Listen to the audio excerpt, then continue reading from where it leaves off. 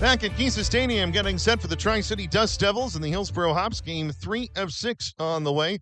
First pitch scheduled for just a little over 10 minutes from now here at DustDevilsBaseball.com, the MILB app, and Bally Sports Live.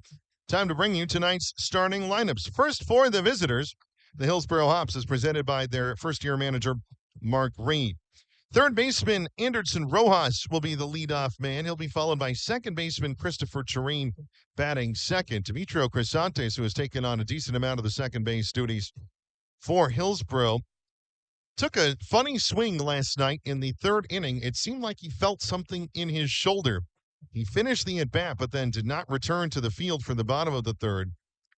And so hopefully Crisantes all right, but he is not in the lineup tonight. Ryan Waldschmidt, the left fielder, will bat third. The shortstop, Hansel Luis, bats fourth. The switch hitter will take on Ryan Johnson as a lefty. Anel Ortiz, the left-hand hitting right fielder, bats fifth. In the sixth spot tonight for Hillsboro is Drew Jones, their center fielder. Kenny Castillo, the catcher, bats seventh. Batting eighth, the left-hand hitting first baseman Ben McLaughlin, who started the game at first base last night, then moved over to third base, and then went back to first to finish. That was part of three different substitutions in that four-run bottom of the ninth for the Dust Devils.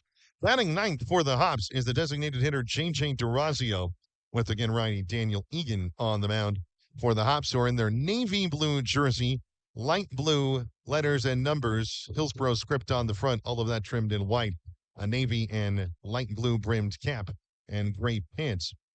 Dan Billardello's Tri-City Dust Devils in the standard home white, navy, and gold with the Dusty the Dust Devil navy cap on top look like this tonight.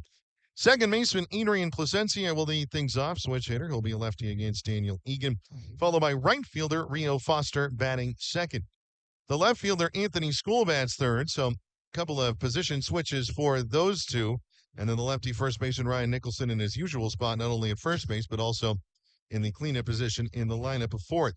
Batting fifth, the left-hand hitting DH Matt Kootenai, followed by the switch-hitting third baseman Otto Oliveira batting sixth tonight. Again, he'll be lefty against Daniel Egan.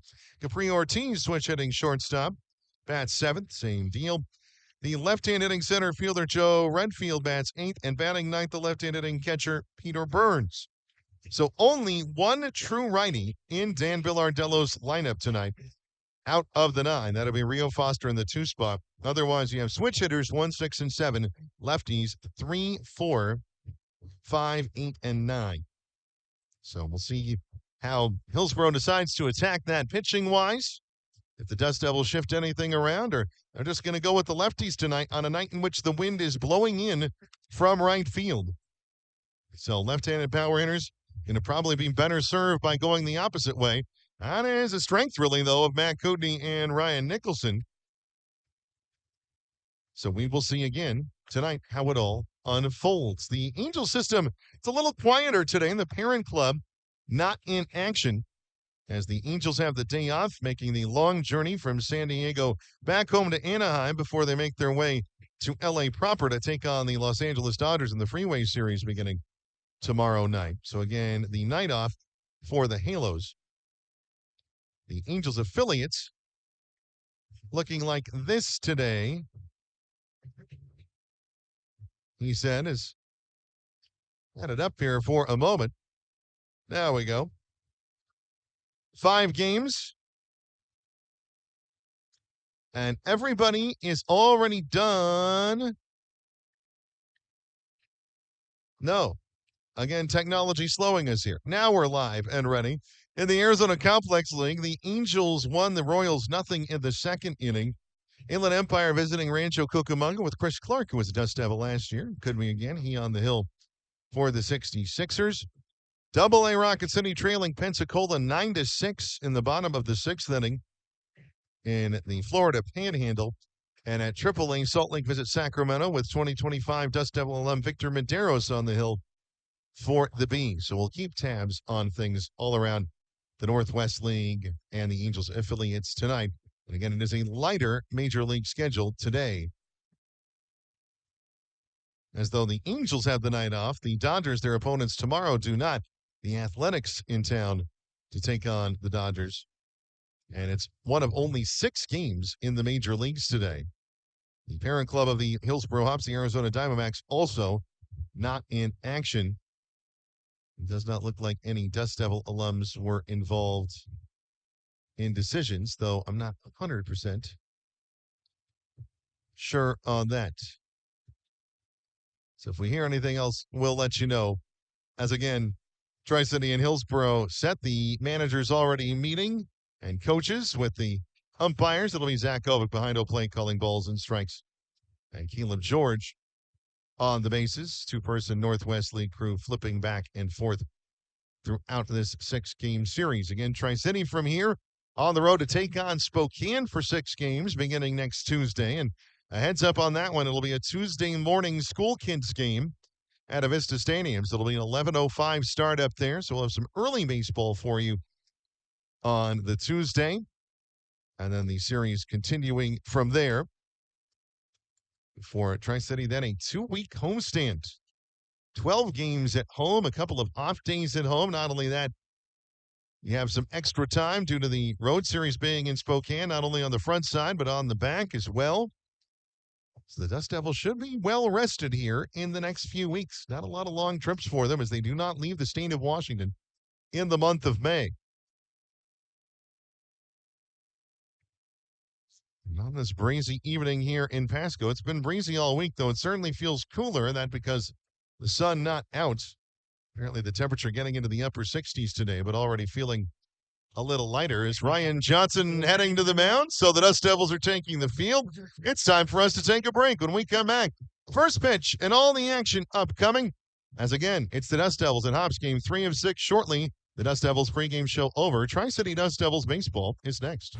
Hey fans, catch the excitement of minor league baseball with the Bally Sports Live app. Watch your favorite team or scout the top prospects. Every game live all season long. Strike 3! You're out! Plus, stream the Savannah Bananas and emerging fight sports to keep the action going. Best of all, it's totally free. No credit card required. Download the Bally Sports Live app today on your phone or connected device.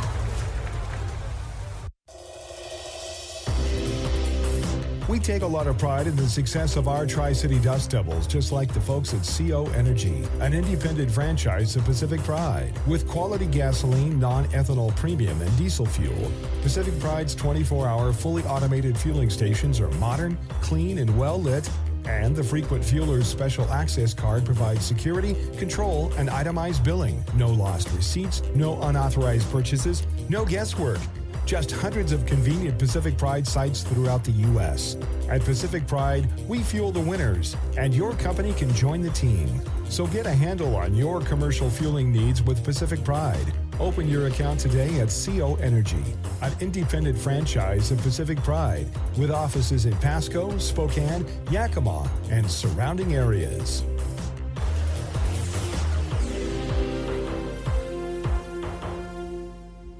Benton Franklin Orthopedic Associates has been a trusted orthopedic clinic in the Tri-Cities area for decades, and we now have a new home.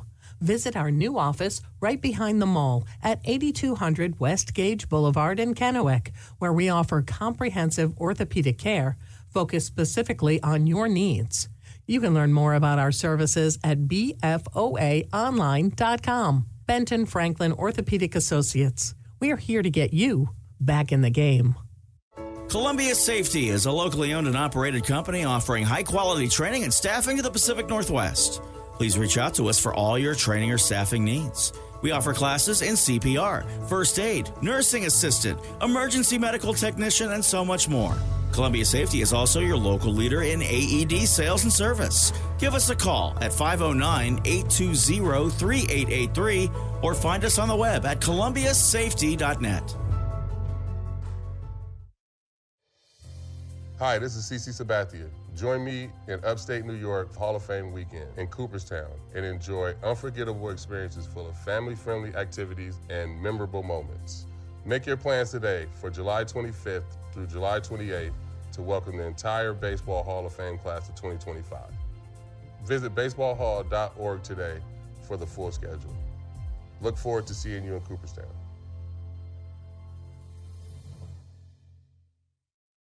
He wanted to be known for doing his best. Sure, right. His best made him Major League Baseball's most valuable player. Strike 2. He played in 6 World Series and was elected to the Hall of Fame. Although an honest man, he was best at stealing home. But the best quality of Jackie Robinson's life was his character. So here's to you, Mr. Robinson. Thanks for passing it on. From the Foundation for a Better Life at values.com.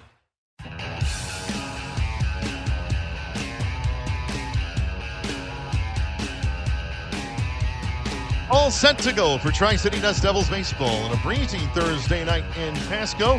Doug Taylor saying hello again for the first time here at DustDevilsBaseball.com, the MILB app, and Bally Sports Live, as we are seeing right now the minor league debut of the righty Ryan Johnson. First pitch on the way to Peter Burns, a fastball in for his strike, and we're underway at 6:30 on the nose. Johnson again making his professional debut as a member of the Los Angeles Angels bullpen. Now in starting pitching, the 0-1 is slider just missing outside, and the count even at a ball and a strike. Second round compensatory section pick of the Angels, a top selection out of Dallas Baptist, the reigning Conference USA Pitcher of the Year. They will have to give the title up. The 1-1 inside, 2 balls and a strike. A 1-1 record with the Angels and 14 appearances out of the bullpen. And again now, a starter, and he'll be working his way in terms of length and distance, the 2-1. That's lined up the middle. Coming in is Joe Redfield, the center fielder. He's got to play it on a hop, and it's a leadoff hit for Anderson Rojas. Tri-City outfield, you heard Joe Redfield there. In left field tonight, Anthony School, Rio Foster shifting over to right field, Randy DeJesus. A scheduled day off. The infield, Arol Vera at third base, Capri Ortiz, the shortstop, Adrian Placencia, the second baseman, and Ryan Nicholson at first. So Ben Goebel, a day off as well. So too Juan Flores is Peter Burns catching tonight for Ryan Johnson. 6'6", 215 pounds, out of Red Oak, Texas. Christopher Terrene, the second baseman for Hillsboro in. First pitch, a fastball taken for strike one. So far, the radar gun perhaps a little chilled by the breeze. As Rojas, a lead off of first. Good speed. 4 stolen bases. Been caught once, the pitch. Fastball inside. There's the radar gun. 97, it said from Johnson. So doing a little math, 94, 95, somewhere in there.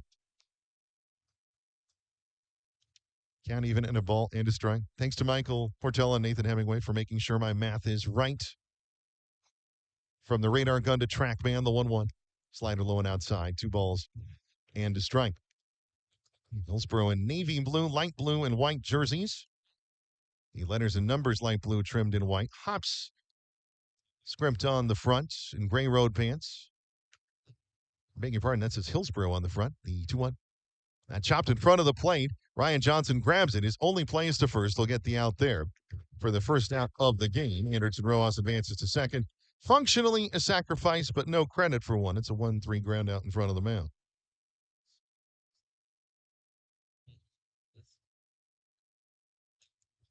So 1 out, top of the first inning. Tri-City and Hillsboro, no score, just underway. And left fielder Ryan Waldschmidt standing in. Waldschmidt reached base 4 times yesterday, 3 of them via walk, 1 via fielder's choice. So he was actually 0 for 3, ending a 4-game hit streak. The first pitch, slider outside. 1 ball and no strikes. Has been on base now in 8 consecutive. Christopher Terrene, who was just put out at first, had a great night last night, went 4 for 6. The 1-0, fastball just high. 2 balls and no strikes. We'll get you a weather reading here in a moment from Tri-Cities Airport, but it has been breezy and blowing in from the south-southwest. We started that way last night, and then it flipped with the wind blowing out for most of the game. Johnson checking Rojas at second, the 2-0. That's grounded foul, the third base side, 2 balls and a strike. Johnson comes from a pitching family. His brother, MD, also pitching at Dallas Baptist, was in the Miami Marlins organization for a few years. And Jeff pitching there as well. DBU, the Huskies, they've been on the come, a major college baseball program. The 2-1 slider, and it's in there, strike 2. On the inner half, Ryan to Ryan. It was that way last night as well. Ryan Costu was on the hill for the Dust Devils. Is Johnson working the third base side of the rubber with the righty Waldschmidt at the plate. The heel to the edge of the third base side as he comes set, glove at the belt. The 2-2. Pop foul on the first base side.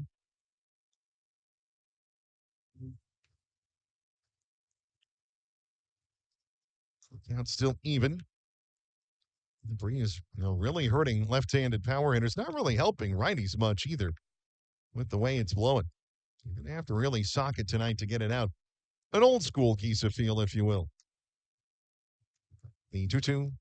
Fastball just high and the count full. Shortstop Hansel Luis waiting on deck for the hops. Aaron Waldschmidt so far against the Dust Devils this year, 8 games, a .261 average, has a homer and 5 RBI. The pitch. Waldschmidt high in the air to left center, and the wind cutting it down. Running in on it is Anthony School, and he makes almost a basket-style catch, or certainly the wrist upturned. Running in for out number 2, and Rojas has to hold at second. That just kept coming in and in. The wind certainly a factor tonight. Number 10, shortstop, Hansel Luis. So 2 outs in the top of the first inning. Tri-City and Hillsboro no score. And Hansel Luis, the switch-hitting shortstop, to the plate on the left-hand side. Luis, 2 hits and a walk, a sac fly as well. Very productive night. The pitch it's outside. 1 ball and no strikes. In fact, Luis reaching base 4 times and a sacrifice fly. So a positive outcome in every plate appearance. Driving into scoring 2. The 1-0. Swing and a miss. Slider starting well out and then looping over. Luis knew he had to go after it, but could not connect. 1 ball and 1 strike. Luis, .275 is average in 33 games. 3 homers, 26 RBI on the year. Those 26 RBI, second to Demetrio Crisantes. The pitch. Slider low. 2 balls and a strike. Crisantes in the lineup first 2 games of this series. Was injured in last night's contest, it seemed. Took a swing. Felt something funny in the 3rd inning. Finished the at-bat, but did not return. And that's all we know. Johnson checking Rojas, the 2-1. Grounded up the first base line. That will end up right of the line foul. And the count even at 2 balls and 2 strikes.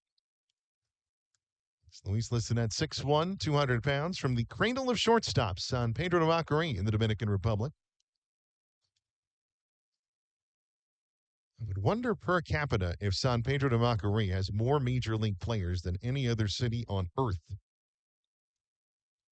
I've not done the math, though, and that is not my gift. Time called at the plate by Peter Burns.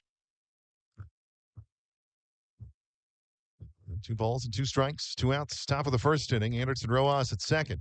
The leadoff single, and Ryan Johnson trying to leave him in scoring position. So he looks in, nods. A full stretch, and then again set at the belt is the big righty. The 2-2. Fastball high, and the count full. Might have been a touch outside as well. If Luis reaches, right fielder Angel Ortiz scheduled to appear and waiting in the on-deck area.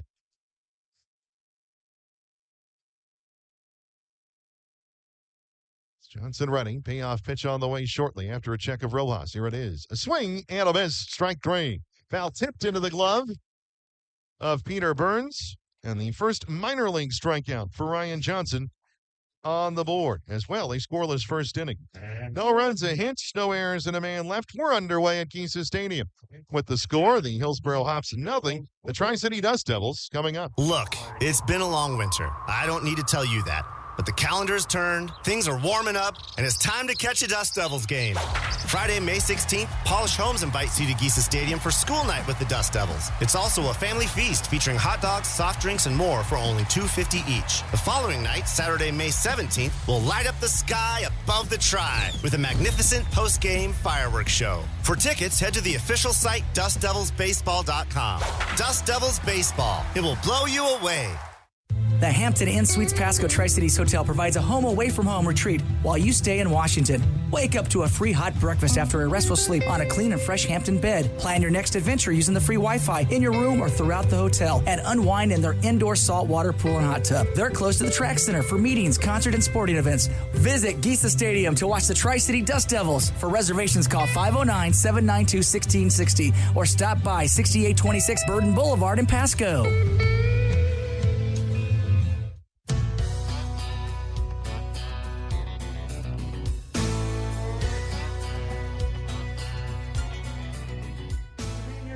Hillsboro held off the board in the top of the first, so it's the Tri-City Dust Devils' turn as we go bottom one here at Giesa Stadium with no score. Again, you are tuned into Tri-City Dust Devils Baseball at dustdevilsbaseball.com, the MILB app, and Valley Sports Live.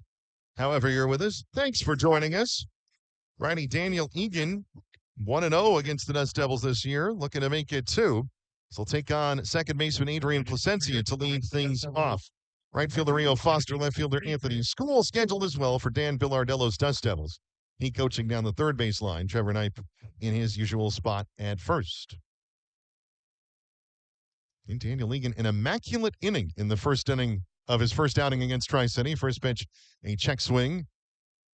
Placencia ruled to a Val Fernandez. No balls and a strike. Placencia, 271 average in 30 games. Tied for the team lead in homers with 5, 19 RBI. Also tied for the team lead in walks, 24. The 0-1 delivery. Egan off speed and outside. A ball and a strike. Placencia has been very good at the top of the order since taking that over from Capri Ortiz. Ortiz moving down in the order. That's benefited him as well. The 1-1 pitch. Placencia high in the air. Sent out to center. Again, the wind blowing things in tonight. And the center fielder, Drew Jones, makes the catch for out number 1 here in the bottom of the first inning. The outfield tonight for Hillsboro, Ryan Waldschmidt is in left field. Drew Jones is in center. Anel Ortiz is in right. 22, right fielder Rio Foster. The infield, Anderson Rojas at third. Hansel Luis at short. Christopher Treen at second base shifting over. Ben McLaughlin at first. And Kenny Castillo catching. The right fielder, Rio Foster, takes a breaking ball, catching the inside edge for strike 1. So the immaculate inning is off the table with the fly out to center. It has been all strikes, though. The 0-1. Fastball just low. That is the first ball thrown by Daniel Egan against the Dust Devils in the first inning this season. A ball and a strike. Foster, a couple of hits, an RBI last night. Things have been perking up for Rio at the plate of late. The 1-1. That skips in low. 2 balls and a strike.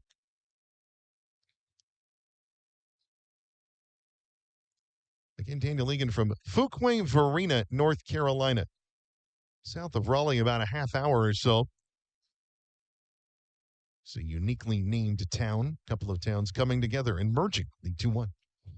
Foster on the ground on 3 ops to short. Fielded there by Hansel Luis. Throw to first in time by a step to get Foster. 2 outs here in the bottom of the first inning. So 6-3, the ground out. That'll bring left fielder Anthony School to the dish. 2 outs, nobody on. Bottom of the first. Dust Devils and Hops scoreless.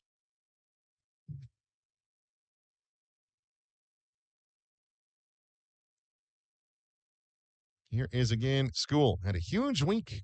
A couple of games in Eugene. Was the hero on Tuesday night. First pitch to him, pop foul, third base side out of play. He strike 0-1. School a 212 average in 25 games, 3 homers, 11 RBI. A couple of those homers against Everett in Everett. All 3 of them against the Aqua Sox so far, the 0-1. And a slider over the top curve, and it's in there on the outer half. 0-2.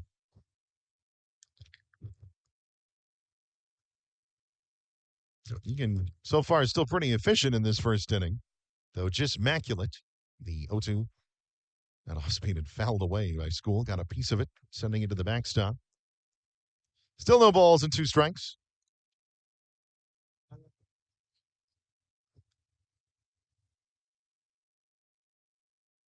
Egan working the third base side of the rubber. Set with his side from the wind, the 0-2. Breaking ball. Shallow pop-up, going into left, coming in, Ryan Walshman going out the third baseman Anderson Rojas, and it is Rojas who makes the catch in left field to end the inning. So the Dust Devils are retired in order here in inning number 1, and we go to the second with the score.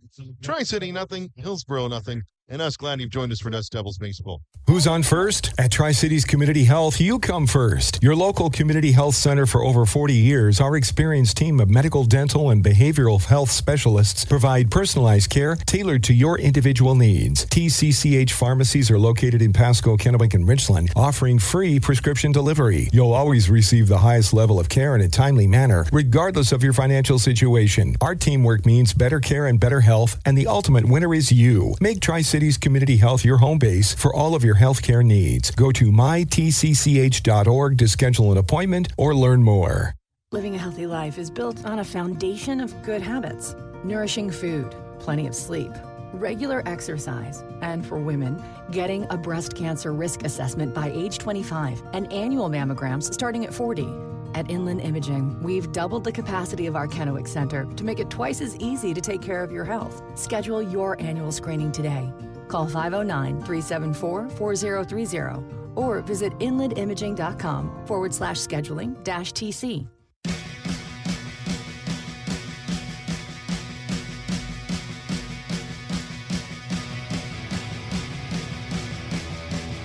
Tri-City nothing, Hillsboro nothing. Through an inning at Geisa Stadium.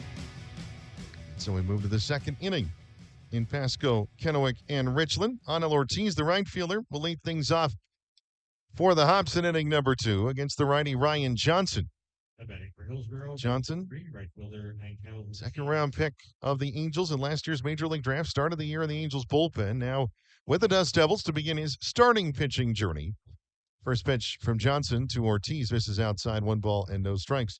I note that because I see Jorge Marcheco beginning to go through his full starter's warm-up down the right field line, the 1-0, and a fastball on the inner half, a called strike 1. So we've just been kind of waiting to see what the length might be of Johnson's outing. The 1-1, slider inside, 2 balls and a strike.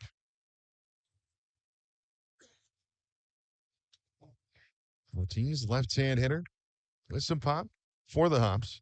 The 2-1, foul back off the glove of Peter Burns. Can't even add 2 balls and 2 strikes. Ortiz, a .232 average in 29 games, 3 homers, 19 RBI. And the Hillsboro team, just 21 home runs so far on the season, but they can single you to death. The 2-2, slider hit up the middle, just past the reach of Johnson, and skips into center field.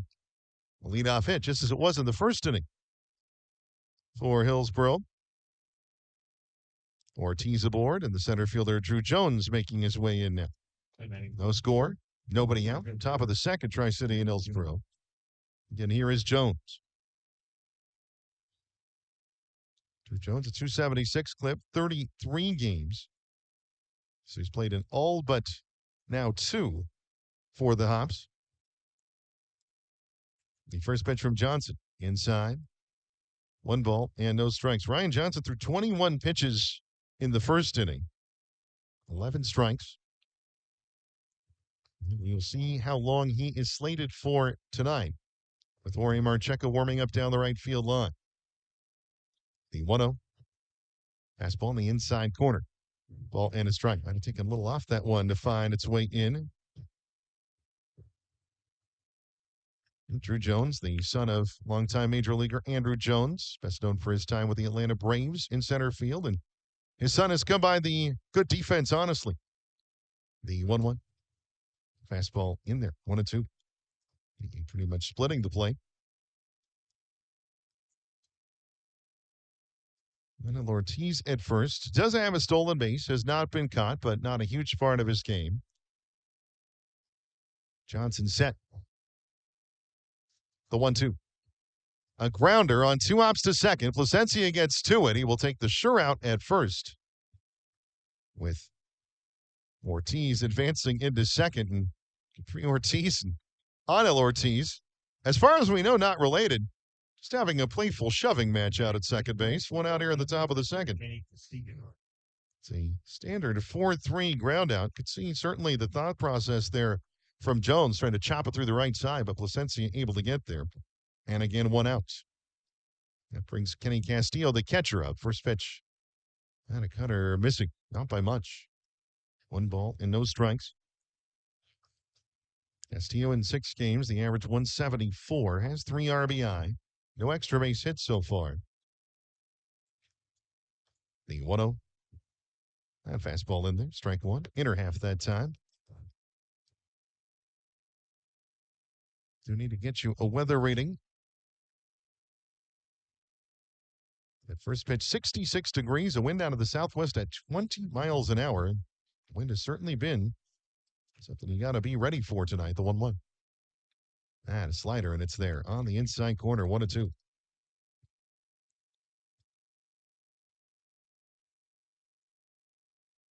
Time called by Castillo. One of 2 Venezuelan catchers on the roster.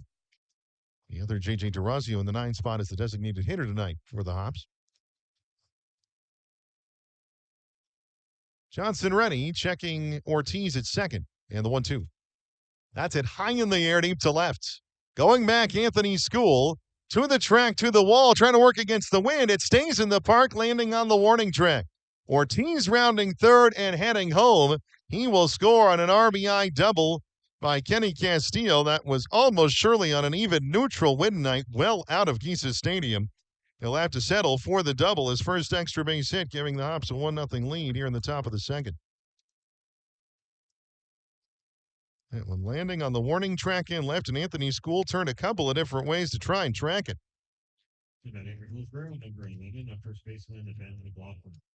So 1-0 to the Hops. Runner at second, 1 out here in the top of the second inning. And now Ben McLaughlin, the first baseman, up. First pitch from Johnson. Missing inside. 1 ball and no strikes. And Johnson with an interesting motion.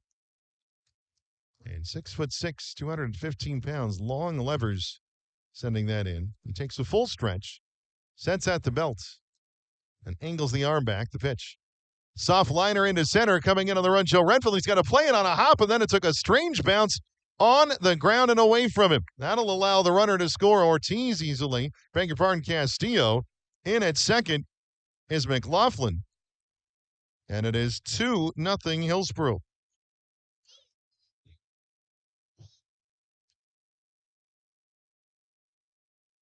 So the hit on the board pretty cleanly. They're going to give that as a double to McLaughlin, his 7th of the year. That took a very strange bounce. And Dan Billardello, the Tri-City manager out of the dugout, he has made the call. So Billardello seeing Johnson running up against his pitch count. Johnson will call it a night, and Jorge Marcheco will take over with 2 in and a runner at second and 1 out in the top of the second inning.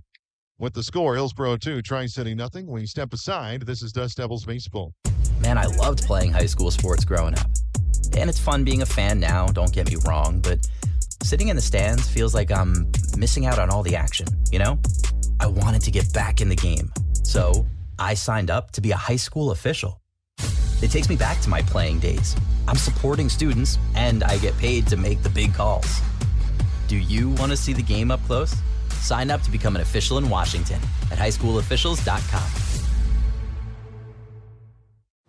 Everybody knows you shouldn't retire until you're 65. Buying a house? 20% down or nothing, bud. It's easy. Put your money into savings and never touch it. There's a lot of questionable money advice out there. For financial knowledge that can help you reach your version of success, come to Giza Credit Union. We can walk you through everything you need to feel confident about your finances. There's a healthier approach to money. Find it at Giza Credit Union. Giza is an equal opportunity lender.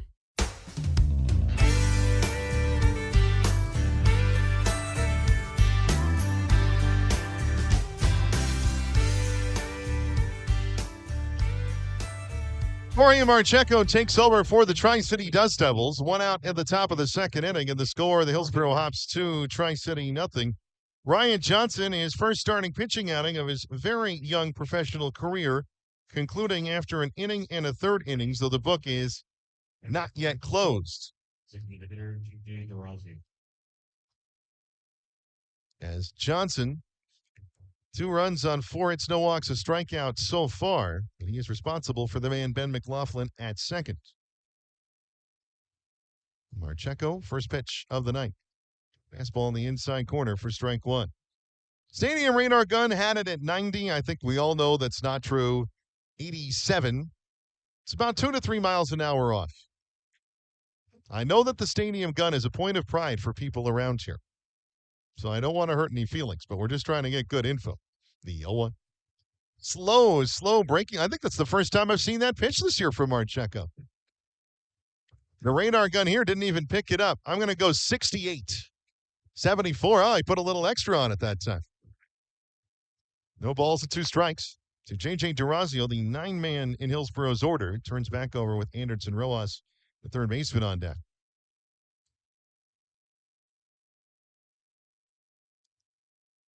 And the 0-2 pitch coming shortly. Here it is. A swing and a foul tip into the glove of Peter Burns for strike 3. So William Marcheco starts his night with a strikeout. 2 outs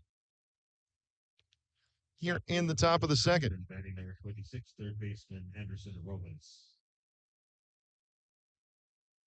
Bring Anderson Rojas to the plate. Getting a second plate appearance, 1 for 1 with a single. 2-0 Hops as we play in the second. Runner at second. First pitch to Rojas. He attempts to bunt, and he fouls it away. I believe they are saying that Rojas is out.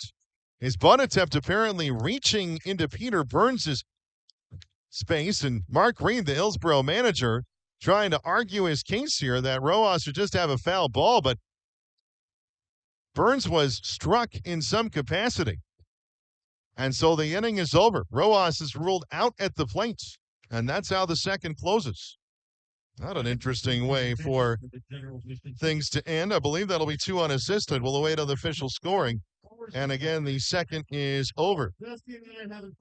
2 runs, though, for Hillsboro in the inning. They get those runs on 3 hits, no errors, and 1 man is left. Through an inning and a half in Pasco, it's Hillsboro 2, Tri-City nothing.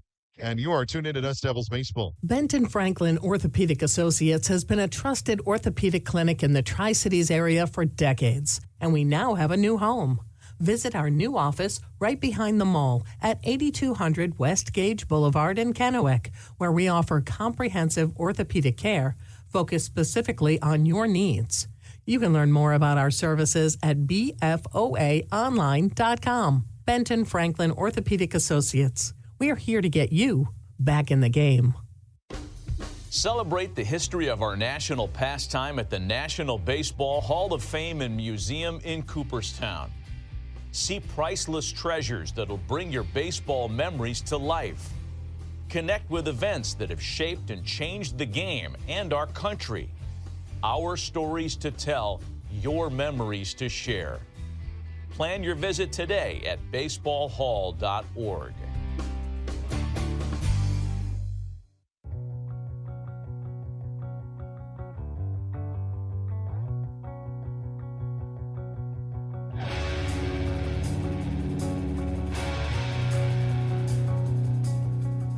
To the bottom of the second inning now at Geisa Stadium with the score, the Hillsboro Hops 2 and the Tri-City Dust Devils nothing. And Ryan Nicholson, the first baseman, coming to the plate for the Dust Devils. Daniel Egan retiring the Dust Devils in order in the first inning. Watching here, trying to go back and see what happened with the last play that ended the top of the second. Is Egan ready to go against Nicholson? First pitch. Fastball low. Yeah, looking at it, Anderson Rojas had one of his feet completely out of the box, almost on home plate. And that's how he got called for the out there as the next delivery is swing and a miss and an off-speed pitch. A ball and a strike. So that is a 2 unassisted putout. But yeah, looked like a foot outside the box. The 1-1. Just outside. 2 balls and a strike. It'll be the 4, 5, and 6 for Dan Villardello's team here in the second. Ryan Nicholson, the designated hitter, Matt Kootenai, and then the third baseman, Otto Vera. Switch hitter will be on the left-hand side. The 2-1 from Daniel Egan. That fastball just missing. Nicholson able to hold the bat back. 3 balls and a strike. Nicholson last night, a double to the warning track and a 4-pitch walk, so reaching in his last 2 plate appearances, went 1 for 3 on the night. The 3-1. Nicholson takes a fastball, and it's in there to bring the count full of 3-2.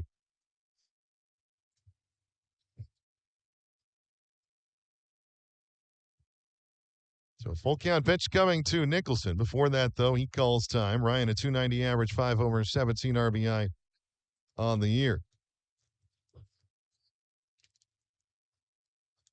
The 3-2. Taken low, ball 4. So Ryan Nicholson will take a walk to start off his evening, and he's reached in 3 consecutive plate appearances.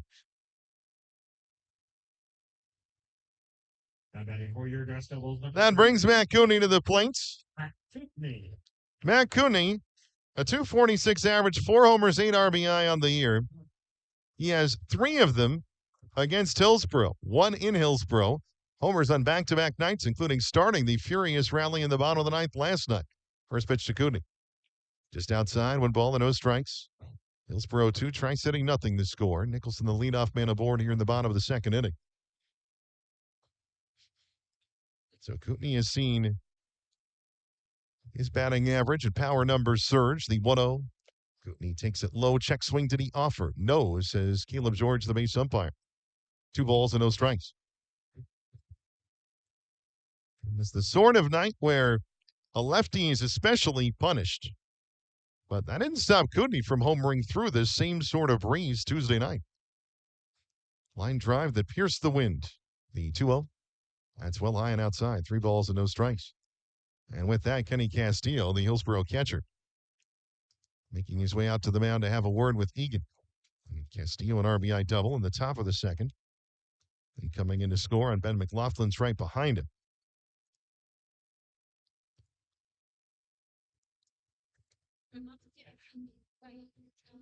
There's those two conversing, figuring out what's going on, or trying to anyway.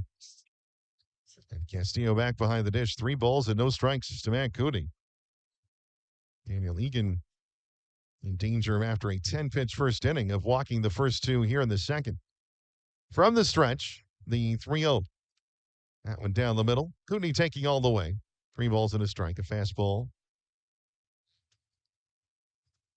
from the 6'4" righty. As Egan gives up a couple of inches to Ryan Johnson, the Tri-City starter, but otherwise they're about physically proportioned the same. The 3-1. That's high, ball 4. So Egan issuing a couple of free passes, and Tri-City is 2 aboard with nobody out in the bottom of the 2nd. That brings Arol Vera to the plate. Vera comes into the night with an even 200 average. Again, when he went to Everett, his average was under 100.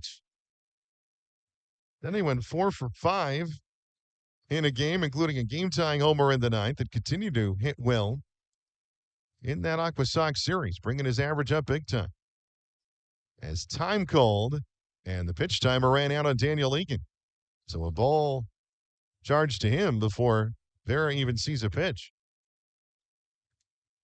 Third baseman Anderson Rojas is playing in case Arol Vera is asked to lay down a sacrifice bunt. Tri-City 8 sacrifices this year so far. He squares. First pitch is low and outside, corralled by Kenny Castillo. 1 ball and no strikes. Daniel Egan with his arms out, trying to figure out what he and Kenny Castillo are doing there. So with the pitch timer violation, beg your pardon, it is 2 balls and no strikes. And the pitch, Vera again square, and the fastball misses outside, 3-0. Daniel Egan threw 10 pitches, 7 strikes in the first inning. And so far, in this inning, he's thrown, I believe, a grand total of 3 strikes. And now 11 balls. And with that, Tyler Mark, the Hillsboro pitching coach, out of the dugout to try and calm Egan down. Capri Ortiz, who homered last night, though with more favorable wind conditions, waiting on deck. Taking the ball away from loading the bases with nobody out, all via free passes. So the meeting on the mound concludes, and The Hillsboro battery trying to get right here.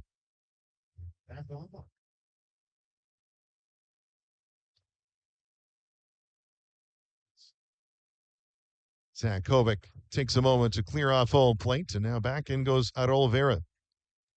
So you have 3-0, he squares. Brandishing the bat over his left shoulder a couple of different times. Vera will watch a fastball find the zone for a strike 3-1.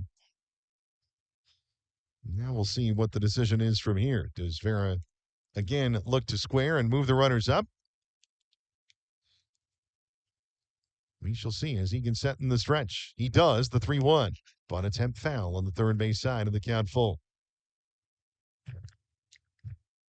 So Arol, the 200 average, 2 homers, 7 RBI, 4 doubles. And again, a good chunk of that in the series last week against Everett.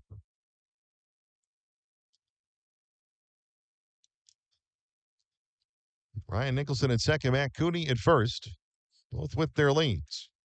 The payoff. Vera takes it. It misses. Ball 4. And so it is. Base is loaded for the Dust Devils with nobody out on 3 consecutive walks by the Hillsboro starter, Daniel Egan. The Ortiz with the bases loaded and nobody out. 2-0 Hillsboro here in the bottom of the second. The Tri-City threatening majorly. Ortiz at the dish. And Capri, a 2-run homer in the 9th inning last night, part of the 3-homer barrage. First pitch to him. Outside. 1 ball and no strikes. Not missing by much. Castillo trying to bring it back over that outside corner. Daniel Egan has lost his feel for the zone here in inning number 2, trying to get it back. The 1-0 on the outside corner. Called strike 1. Ortiz disagreed with the call. Capri at 236 average, 29 games, 2 homers, 15 RBI, and 5 doubles. 289 stolen bases. As Egan steps off, and he balked. He did. Yep. It's a balk, and that's how Tri-City gets its first run of the night. Everybody moving up 90 feet. Ryan Nicholson scoring. It's 2-1.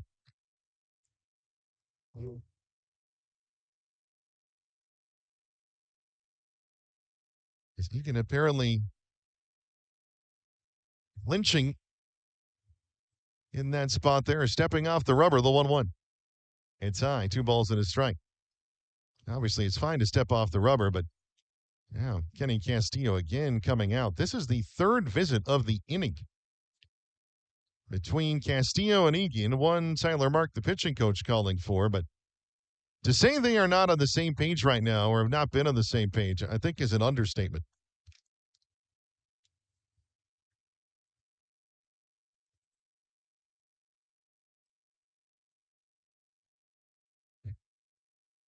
And so Egan came set and then wanted to throw the baseball out, but apparently still had foot on the rubber, and that's what made it the balk. The 2-1. Ortiz pops it in the air of the infield. Now, wind's going to blow that. Egan underneath it. Calling off the rest of the infield is Anderson Rojas. Infield fly rule in effect in that situation as well. I didn't see a signal, but I was looking more at Rojas. And out here in the second. I beg your pardon, second and third, so it was not in effect. Number 7, center fielder Joe Redfield. The balk taking that away. And Joe Redfield coming to the plate now. 1 out in the second, a run in. 2-1 Hillsboro in front. Egan set first pitch. Redfield swings and misses. Strike 1. Foul tip into the glove of Castillo. Yeah, it's been a rocky second, but Egan still has an opportunity to get out of it, only giving up the 1 run and keeping Hillsboro in front, the 0-1. That skips away from Castillo all the way to the third base side of the backstop, and Cooney will score easily. Moving up to third is Arol Vera. And we are tied 2-2 in the second. Both runs, supreme gifts of charity.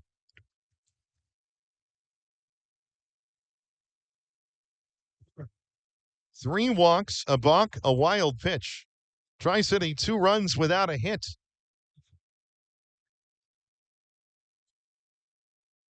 And staring in is Daniel Egan, just trying to reset things, the 1-1.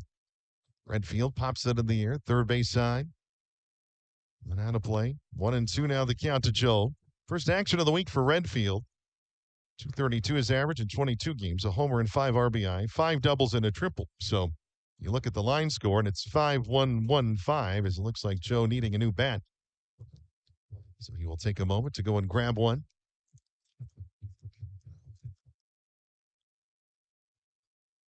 Now, Joe Redfield is one of the Dust Devils. Not everybody, and I think Redfield has it in his hands.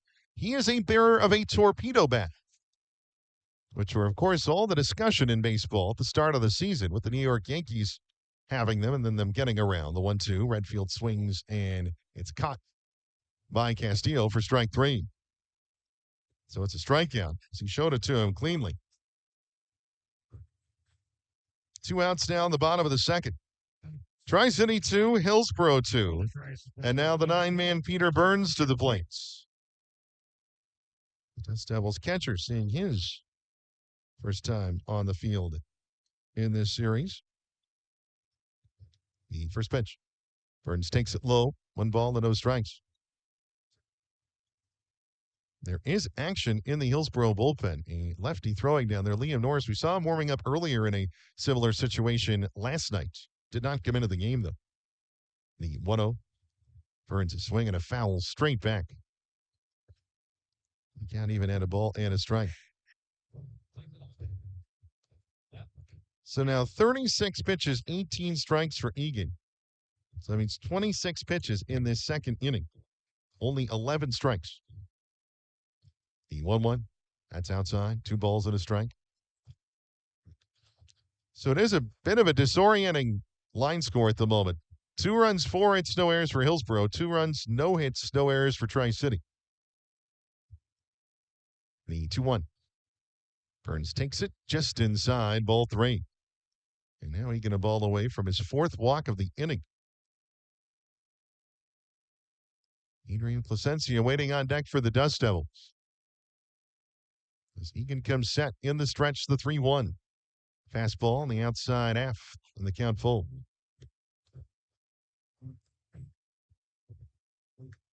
Burns taking a moment. Peter 174, the average of 9 games, a homer and 3 RBIs, first pro homer. That was in Eugene back in April. Payoff pitch. Burns flips it foul. The third base side will do it again. Olvera over at third, getting a brief little jog down the line.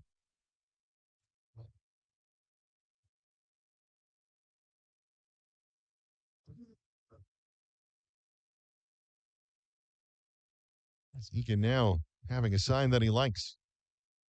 3-2. It's inside, ball 4. It was low as well. And Peter Burns draws the 4th walk of the inning.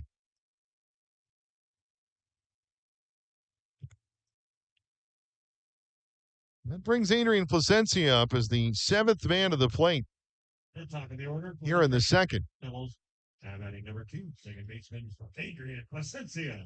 Placencia is switch hitter, so if you were to take him out for a lefty, he just goes over to the right-hand side, and you perhaps lose any advantage gained there.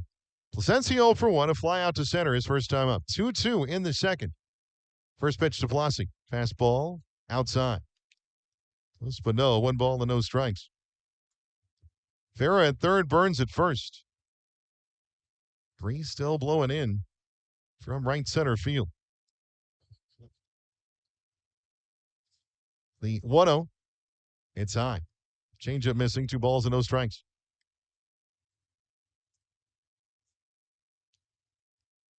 And Egan in his first outing against the Dust Devils threw an immaculate inning in the first. Pitched well over 5 innings and got one of his 2 wins so far in the year. The 2-0. Swing and a miss. Slider getting past, 2 balls and a strike. The second inning has certainly gone haywire. It's still a chance for him, despite it all, to get out of the inning tied and prepare his team for the third inning with an opportunity to retake the lead. The 2-1. Burns going for second. Throw down to second. He is tagged out, and the inning is over. Not sure what happened there as Dan Billardella, with his hands on his hips, And Burns is caught stealing to end the inning. I think something went wrong there for sure. Caught stealing ends the inning, and Placencia will lead things off in the third instead. Still 2 runs for the Dust Devils on no hits, no errors. 2 are left, and through to the score, Tri-City 2, Hillsboro 2. Lots of 2s there. It's Dust Devils baseball. Call Abadan today for your business technology needs. From copiers to high-capacity print production, Abadan has you covered. Find out why they've served the Mid-Columbia since 1953. Call 509-946-2033. Abadan. Feel connected. We take a lot of pride in the success of our Tri-City Dust Devils, just like the folks at CO Energy, an independent franchise of Pacific Pride. With quality gasoline, non-ethanol premium, and diesel fuel, Pacific Pride's 24-hour fully automated fueling stations are modern, clean, and well-lit, and the frequent fueler's special access card provides security, control, and itemized billing. No lost receipts, no unauthorized purchases, no guesswork. Just hundreds of convenient Pacific Pride sites throughout the U.S. At Pacific Pride, we fuel the winners, and your company can join the team. So get a handle on your commercial fueling needs with Pacific Pride. Open your account today at CO Energy, an independent franchise of Pacific Pride, with offices in Pasco, Spokane, Yakima, and surrounding areas.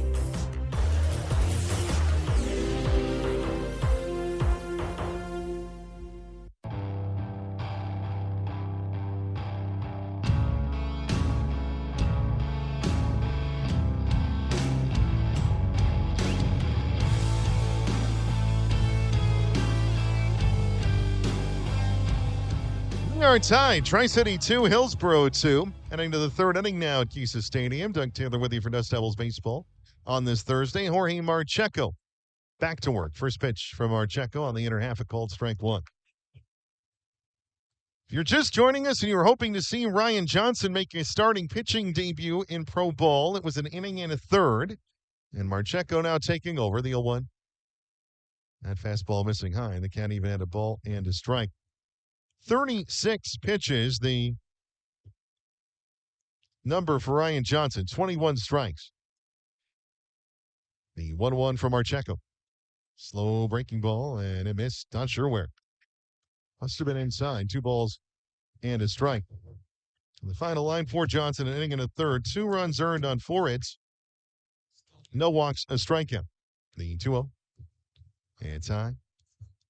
3 balls and a strike now the count to second baseman Christopher Tureen. As Marcheco winds, and the 3-1. That's on the inner half to bring the count full. It'll be Tureen, Ryan Waldschmidt, and Hansel Luis, the 2, 3, and 4 of Mark Green's order. And he coaching down the third base line. Ronald Ramirez, the bench coach at first. As Marcheco, a slow wind to the payoff. Grounded slowly up the third base line. Bare hand Vera, throw to first. It's wide off the patio area screening there, and Tureen will move up to second on the throwing error. Question will be, is it a hit and an error? And it is that, going up on the board. So give Tureen an infield hit. He had 4 hits last night, now 1 for 2. And then he moves to second on the throw, E6, or E5, beg your pardon.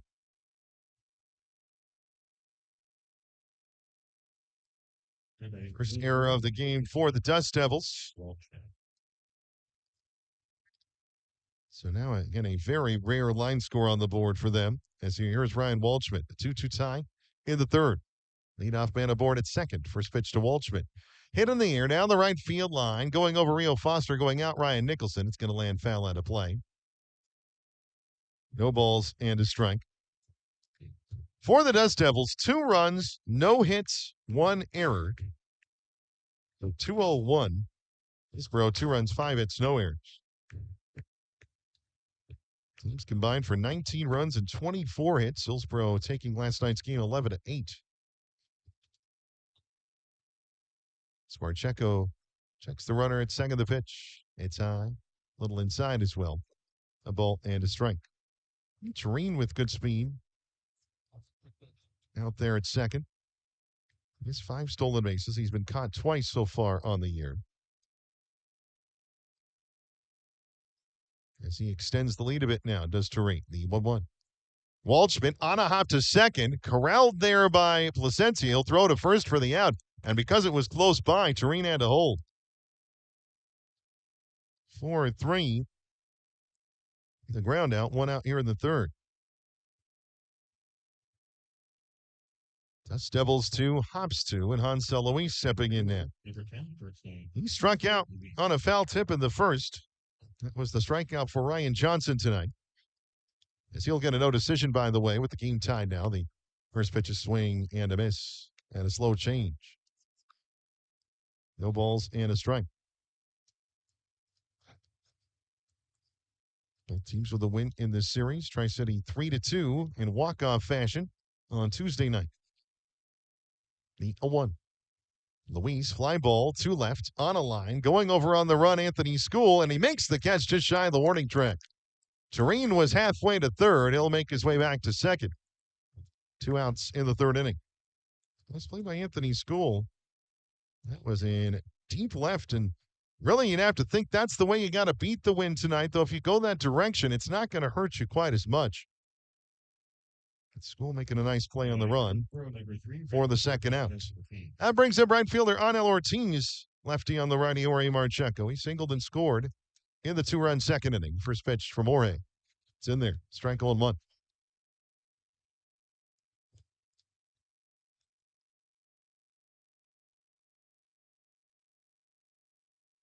Sent that up the middle. It was just out of the reach of Johnson, who tried to get to it on the ground. The 0-1.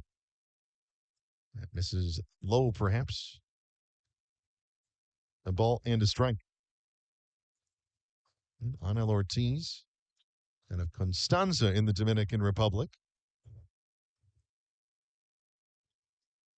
The 1-1. Change up outside. Maybe a little low as well. 2 balls and a strike. 2 outfielders from the Dominican. 2 outfielders from the South. For Hillsboro, Drew Jones from Atlanta, making sense because his dad, of course, played there for the Braves for many years. Ryan Waldschmidt from Bradenton, Florida. The 2-1. Change up. That's it in the air, deep down the right field line. On the run, Anthony School, track wall, and it is foul. Just foul. Left of the pole. Anel Ortiz nearly poking one through the opposite way for a 2-run homer. Instead, the count 2 balls and 2 strikes. A long and loud strike 2.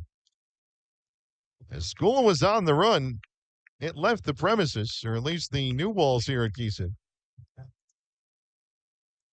But left of the pole it went, according to the view of Zach Kovic on the line. So 2-2 the count to Ortiz. Marcheco checking during the pitch. That's popped out to the third base side of home plate. We'll do it again, 2-2.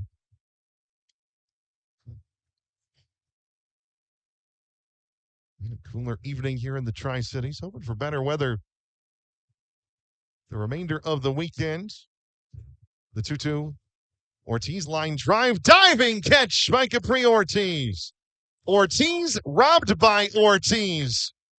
And the 2 again having a little fun back and forth with the inning over. That was a fun one. So L6 and a very fine play ending the inning. No runs for Hillsboro in the third. On a hit, no errors, and a man left in scoring position through 2.5. Tri-City 2, Hillsboro 2, and this Dust Devils baseball. Most women will never experience breast cancer. But for the 1 in 8 who does, early detection can mean the difference between life and death. Catching cancer early means more options while the disease is easier to treat and cure. If you're a woman over 40, you can schedule your annual exam yourself. It's easy. Just call Inland Imaging at 509-374-4030. Don't put it off. Call to schedule your screening mammogram today. Now. We tend not to think about now. We dream about tomorrow, relive yesterday. But right now in front of us is victory over cancer. Right now, cancer research funded by the V Foundation is leading to better treatments and saving lives. Victory over cancer. is there for the taking by you, because today's cancer research is tomorrow's victory. Learn more at v.org. Don't give up. Don't ever give up.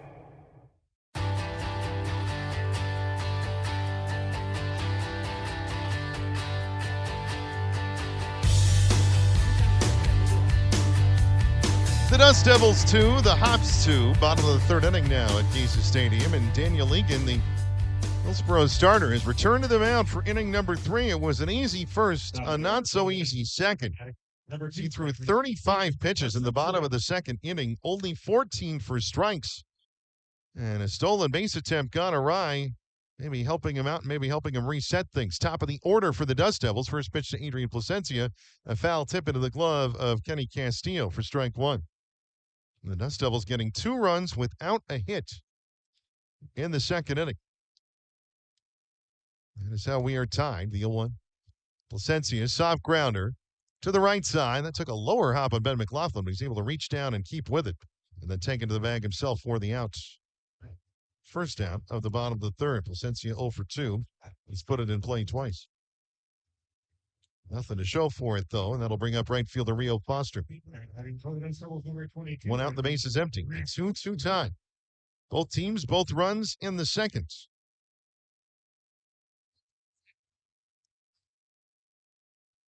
As Egan from the wind comes home. Check swing. Rio Foster unable to check it, says Zach Kovic. Strike one. Foster a ground outs to short in the first. Egan getting the first 3, no trouble. In the first inning, the 0-1. It's low, and the count even and a ball and a strike. So the hit disparity really does stand out on the board at the moment. 5 for Hillsboro, none for the Dust Devils. The 1-1. Foster grounded to third. Fielded cleanly there by Anderson Rojas. His throw to Ben McLaughlin in time, 2 outs. So 2 up and 2 down as it was in the first. Fielder Anthony School. Left fielder Anthony School now to step in.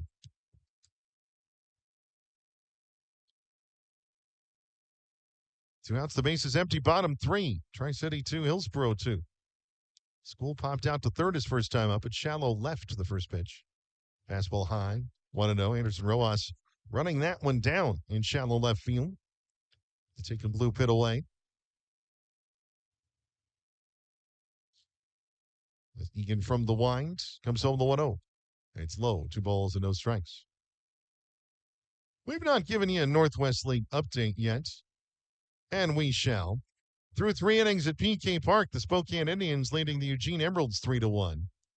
No score, Everett and Vancouver. They're through 2 up north and Nat Bailey, the 2-0. It's outside. 3 balls and no strikes. So Daniel Egan blowing on his hand, maybe just trying to keep that warm. When fingers get cold, it is a little harder to manipulate the baseball and control it the way you want to. Constant battle. The 3-0. Fastball high, and it's a 4-pitch walk to Anthony School. The 5th walk of the game for Daniel Egan.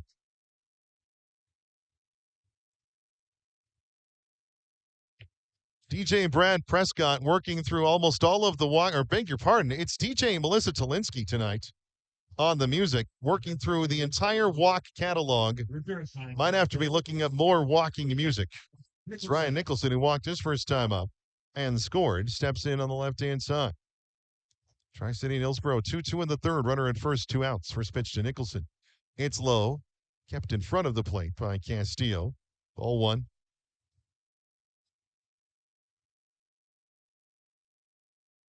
Nicholson took a full count walk. Daniel Egan, he did up the first of 3 in a row to walk. Bases loaded, nobody out. The Dust Devils getting 2 out of it. Pickoff throw over to first. Back safely is Anthony School. He does have decent speed. Has a couple of stolen bases. Has been caught twice as well.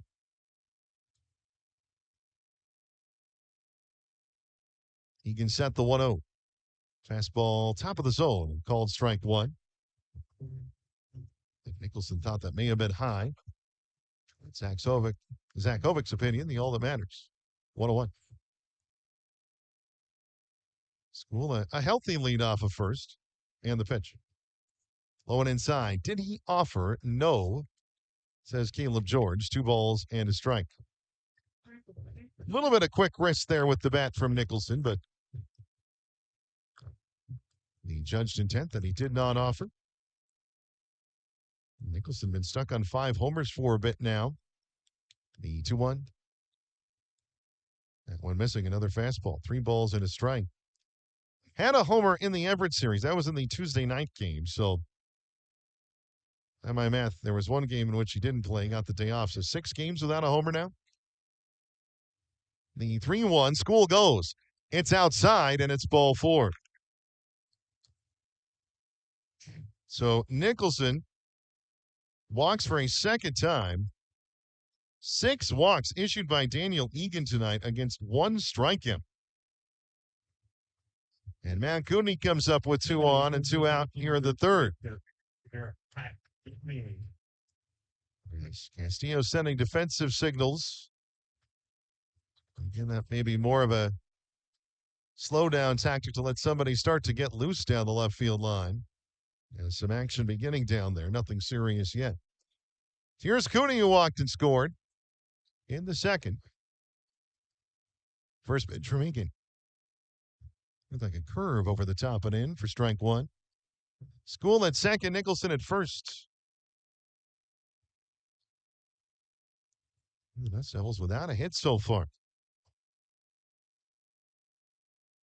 The 0-1. Cooney swings and misses 0-2. Off-speed pitch, diving under the barrel. The outfield playing Cooney to go the opposite way ever so slightly, and certainly understandable. That kind of is his MO these days.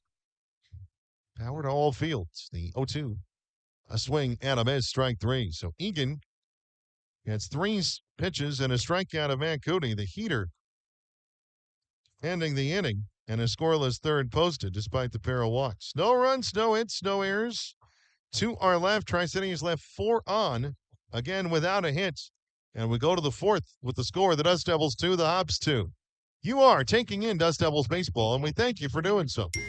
Okay, text from the wedding planner. She's talking about a cake pop mural. Ah, exciting.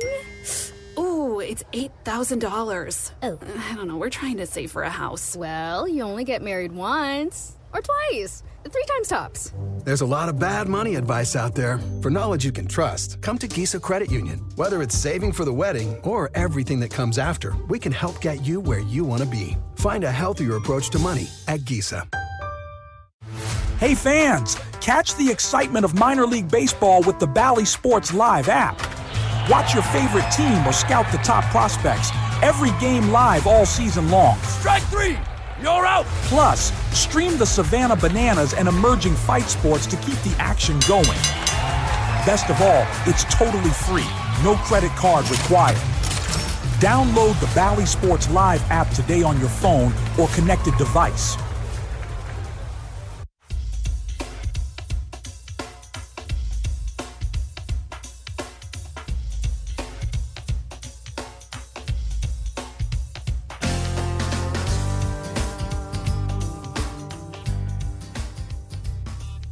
The 4th inning at Gisa Stadium. Tri-City 2 and Hillsboro 2. And Drew Jones, the center fielder, comes to the plate. Jones to be followed by catcher Kenny Castillo and first baseman Ben McLaughlin. And Marcheco backing up Ryan Johnson. Fully stretched out, so you'll go a full starter's distance, you'd think. First pitch, Marcheco is the curve, and it's in for strike 1. Jones, a 2-hop ground out to Adrian Placencia in the second inning. Hit hard, and he was able to kind of knock it down and get the throw over. The 0-1 outside. A ball and a strike. And both teams scoring twice in the second inning. Those the runs so far in this one. The 1-1 pitch. Fastball, it's there, 1-2. Marcheco operating in the upper 80s with that fastball, but it is so hard to pick up. And the rhythm of his windup, he varies. He just does these things that throws you off. And he's been very effective this year and in his career against the Hops. The 1-2. That's it in the air, deep down the right field line. Having a look is Rio Foster. It is foul. Slicing over the new fencing, but it was well right at the pole. The count still a ball and 2 strikes. Angels affiliates updates. In the ACL, the Angels leading the Royals 4-3, bottom of the 6th. As Marcheco winds, a pause in the wind in the 1-2. It's a fastball high, 2 balls and 2 strikes. Down in the Cal League, Inland Empire trails Rancho Cucamonga 4-0. That's in the top of the 4th there. Double-A Rocket City falling 9-6 to Pensacola tonight. The 2-2. Fastball outside of the count full. And Salt Lake and Sacramento, 0-0, bottom of the 3rd. Inland Empire now just on the board, actually. Looks like a solo homer. And a 4-1 score now in favor of the Quakes there. The 3-2. Jones grounding it up the middle. That's going to get through. A leadoff hit for Drew Jones. So Jones now 1 for 2. Hillsboro has had the leadoff man not only get aboard, but get aboard via hit in each of the first 4 innings. Batting for Hillsboro, number 14, catcher Kenny Castillo. Kenny Castillo, the catcher, in a 2-2 tie in the top of the 4th. He had a double to the warning track and left his first time up. Again, if the wind wasn't howling in from right center, it leaves the yard. As a pickoff throw over to first sends Jones back in via dive.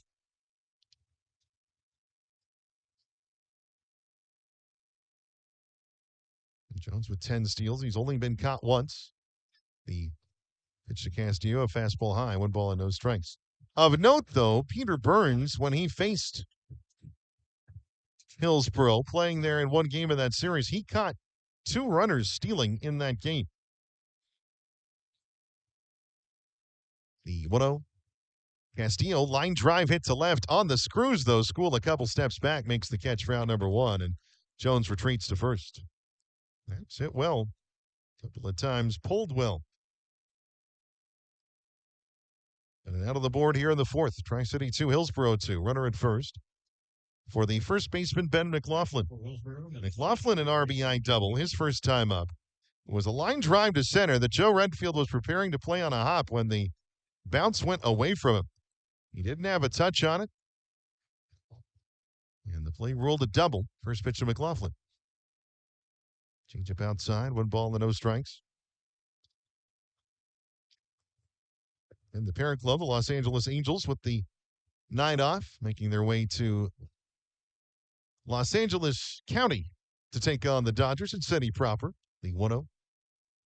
That fastball on the outer half to even the count at a ball and a strike. So the Freeway Series coming up tomorrow through Sunday.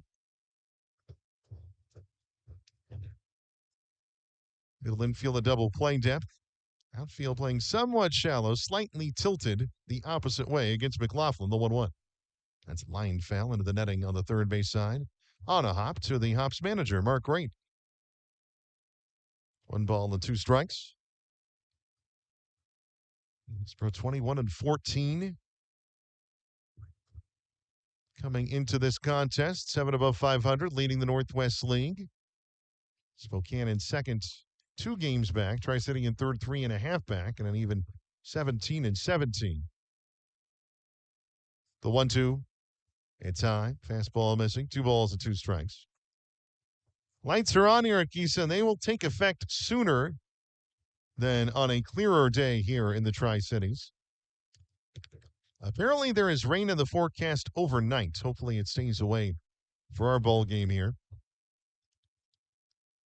Pickoff throw over to first. Back safely again is Jones. The tag applied to the lower leg. Closer play than it may have looked initially, but Jones does get back in.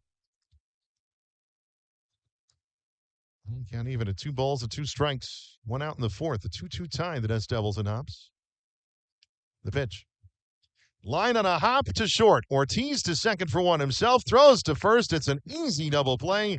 6-3 to end the inning. That one could not have been more tailor-made. And Marcheco faces the minimum despite the leadoff hit. No runs, a hit, no errors, and nobody left. Through 3.5. Tri-City 2, Hillsboro 2, and this does Devils baseball. Columbia Safety is a locally owned and operated company offering high-quality training and staffing to the Pacific Northwest. Please reach out to us for all your training or staffing needs. We offer classes in CPR, first aid, nursing assistant, emergency medical technician, and so much more.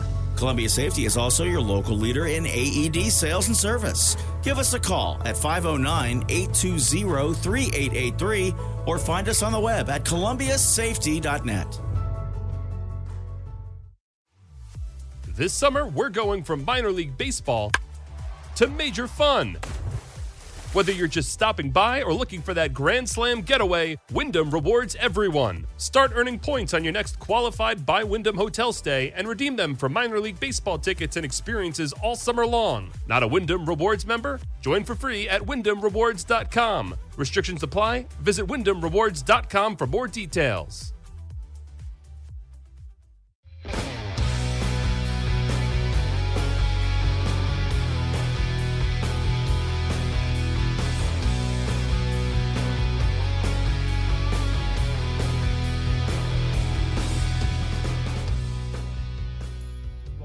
Tri-City 2, Hillsboro 2.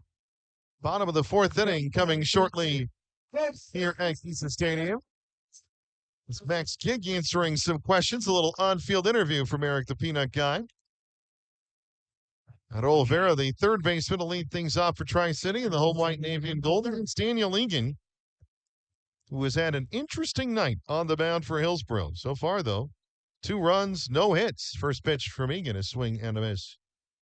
4 strike 1. It is a strange line, really, when you look at it. For Egan, through 3 innings, 2 runs earned on no hits, 6 walks, 2 strikeouts. Runs coming in via a balk and a wild pitch, the 0-1. And a curveball missing low. Can't even add a ball and a strike. It'll be Vera, Capri Ortiz, and Joe Redfield. 6, 7, and 8 for Dan Villardello's team here in the fourth. The 1-1 to Vera. It misses high. 2 balls and a strike. Adderall walking his first time up. He was the third of the 3. Then Egan walked to load the bases with nobody out in the second. Ended up stranded at third. The 2-1 pitch. Vera on the ground to short off the left side of the mound. Hans Eloise there. Throw to first, beating Vera by a step. And 1 out in the fourth inning. 6-3 ground out.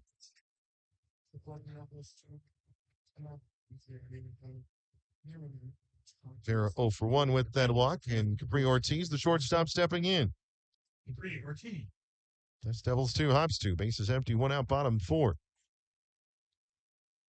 Is Egan ready for the wide first pitch to Ortiz? Check swing, did he offer at it? The pitch was low, no even appeal. So the answer is no. 1 ball and no strikes. He's a home run from this left side last night in a 3-homer 9th inning. The 1-0 at top foul. A ball and a strike. Was the first 3-home run inning for the Tri-City Dust Devils since 2019. So the first time in the High A Angels era that they have pulled off that feat. The 1-1. Curveball, and it's in there 1-2.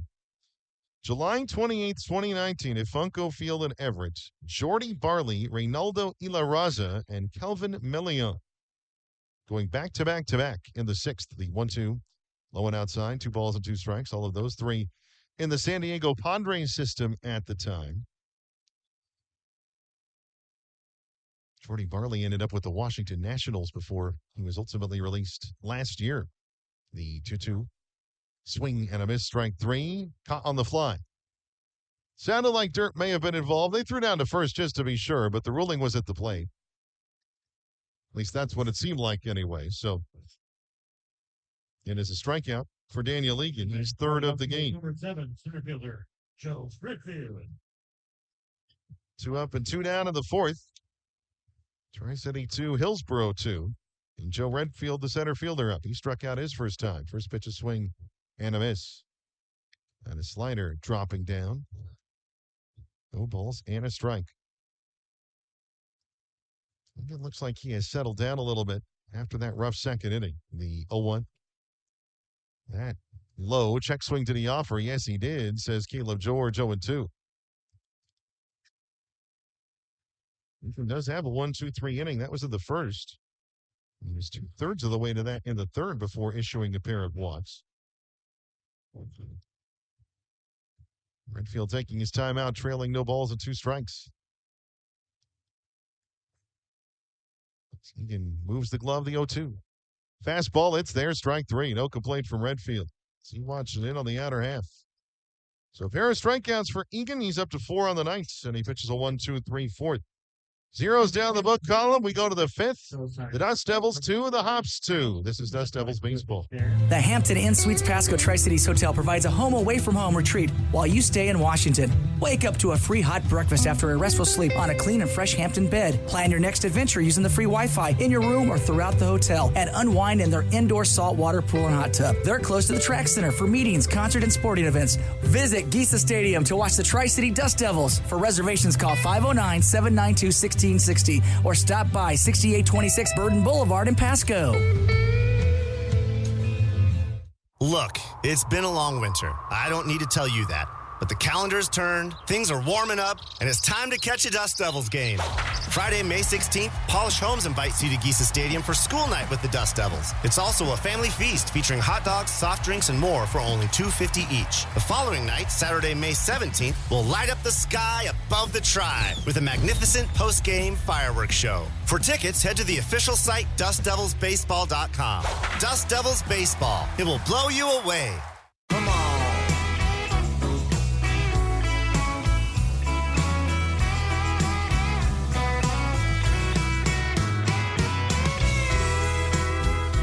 Tri-City 2, Hillsboro 2. The 5th inning shortly here at Giesa Stadium. And this Dust Devils baseball, live at DustDevilsBaseball.com, the MILB app, and Valley Sports Live. Northwest League Groundskeeper of the Year of 2024, Michael Angel and his crew finishing up the 5th inning drag. It was his birthday yesterday. Belated happy birthday to Michael. His crew keeping this field in tip-top shape. Jorge Marcheco back to work as he takes on J.J. DeRazio, the designated hitter, to lead things off in the 9 spot. First pitch. That looked like the curve in there for strike 1. We've not seen as much of that pitch this year. The 0-1 from the slow wind. Another breaking ball, a miss low. A ball and a strike. That looked like the slider that time. As Marcheco, the 1-1. Swing and a foul tip, straight back. Ball and 2 strikes. DeRazio struck out swinging his first time up in a very similar situation there.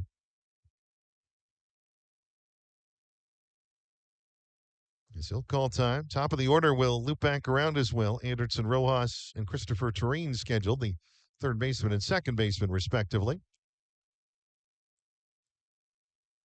We're looking in at Peter Burns. Taking his time, a deep breath. And now the 1-2 pitch. It's a fastball high. In fact, I think they went off the glove of Burns and then off the mask of Zach Kovic. 2 balls and 2 strikes all the way to the backstop it went. And the line score is a funny one. 2 runs, 6 hits, no errors for Hillsboro. 2 runs, no hits, 1 error for Tri-City. An error not a factor in a run scoring.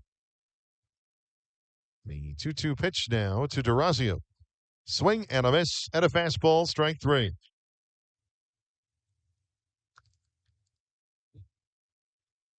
So 1 down in the 5th. And as the second strikeout recorded by Jorge Marcheco, they are both of J.J. DeRazio. 1 out of the 5th. The base is empty. A 2-2 tie. Tri-City and Hillsboro. First pitch to Anderson Rojas. It's a fastball there for strike 1. Rojas a single in the first. then was out on an illegally batted ball in the top of the second inning. A rare call, the 0-1. Rojas swings and foul tips it back, strike two. Looking back at the video, it looked as though Rojas had a foot completely outside the batter's box when he attempted to bunt a ball. And if you have a foot completely outside the box and you touch the ball, you are out. Put out recorded 2 unassisted. The 0-2 pitch. Rojas reaches out, taps a grounder left side, charging is Ortiz, throws to first, and got him just barely. Another nice play by Capri Ortiz. It was a bang play over at first. 6-3 on the charge. And another fine play by Ortiz. 2 outs of the 5th. That brings up second baseman Christopher Tureen. A 1-for-2 start tonight. That's not bad. Again, he was 4 for 6 last night. He was 4 for 4 to start the evening. First pitch to him. It looked like maybe the slider missing inside. 1-0. Fastball. Let me correct that.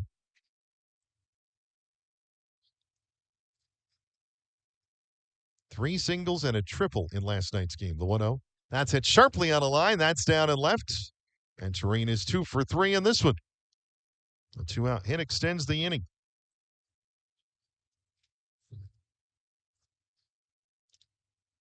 So Tureen takes his place at first and brings up Ryan Waldschmidt. Dangerous power bat on the right-hand side. With 2 outs here in the 5th. Dust Devils and Hops tied 2-2.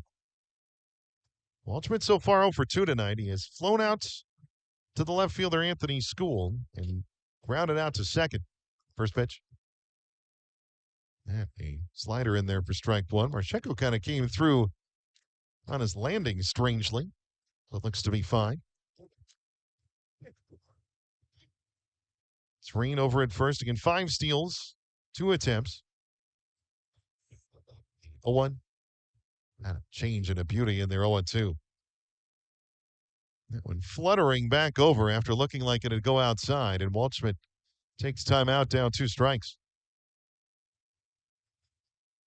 And he and first baseman Ryan Nicholson of the Dust Devils, teammates at Kentucky. 2 Ryans in the lineup. Waldschmidt was the usual leadoff hitter, with Nicholson further down the order. The 0-2. Waldschmidt sending it into center. Coming into the run, Joe Redfield. It hangs up for him, and he makes the catch in shallow center to end the inning. So a hit, but that all for the Hops, and we're halfway through this one, at least regulation-wise. No runs, no errors, and a man left through 4.5. Tri-City 2, Hillsboro 2. Again, fascinating ball game tonight. This is Dust Devils baseball. Living a healthy life is built on a foundation of good habits. Nourishing food, plenty of sleep, regular exercise, and for women, getting a breast cancer risk assessment by age 25 and annual mammograms starting at 40. At Inland Imaging, we've doubled the capacity of our Kennewick Center to make it twice as easy to take care of your health. Schedule your annual screening today. Call 509-374-4030 or visit inlandimaging.com/scheduling-TC. Who's on first? At Tri-Cities Community Health, you come first. Your local community health center for over 40 years, our experienced team of medical, dental, and behavioral health specialists provide personalized care tailored to your individual needs. TCCH pharmacies are located in Pasco, Kennewick, and Richland, offering free prescription delivery. You'll always receive the highest level of care in a timely manner, regardless of your financial situation. Our teamwork means better care and better health, and the ultimate winner is you. Make Tri-Cities Community Health your home base for all of your healthcare needs. Go to mytcch.org to schedule an appointment or learn more.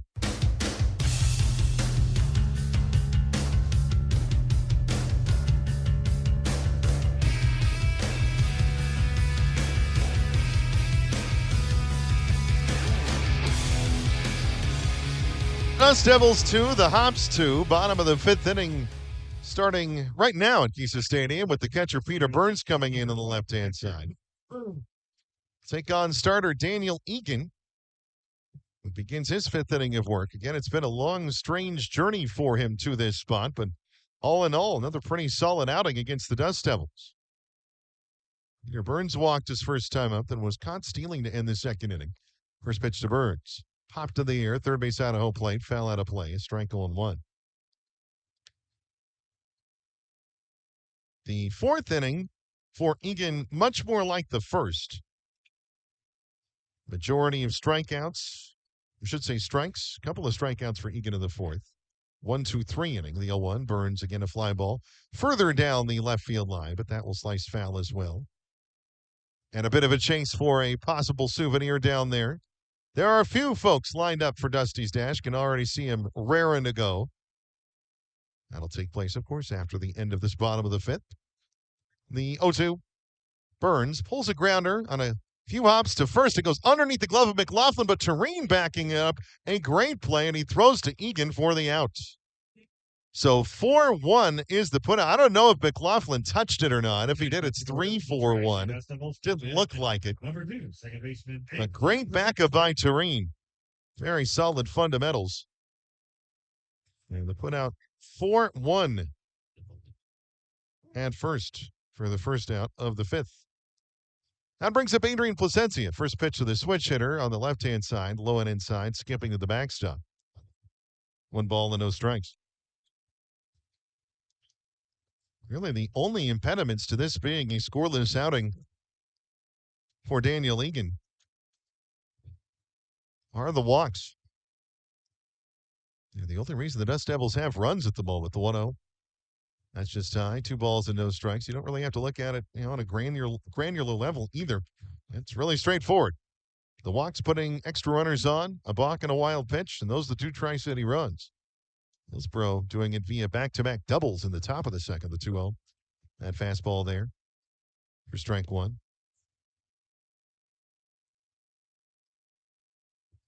As Placencia calls time. Both runs in the second inning. The Dust Devils still looking for their first hit tonight.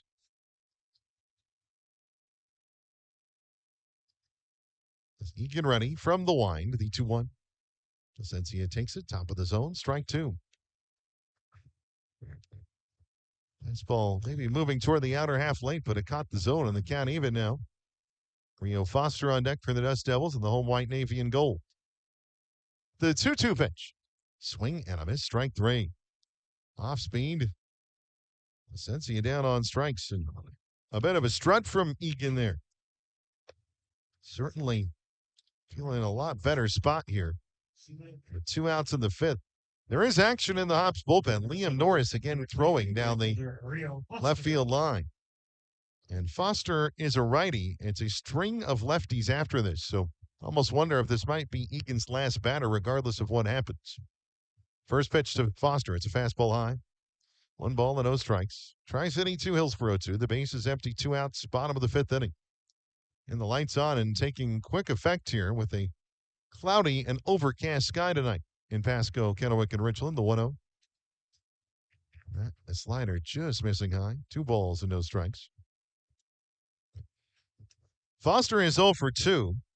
He has grounded out twice to the left side of the infield, once to Hansel Luis at short, once to Anderson Rojas at third. The 2-0. Outside, missing with an off-speed delivery. 3 balls and no strikes. It's Foster, the righty, working the back of the box.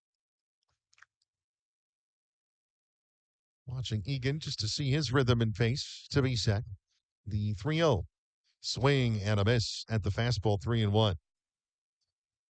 And I've said it before, I like the aggression 3-0 there. You know you're getting a fastball very likely in the zone. Why not be ready to hit it?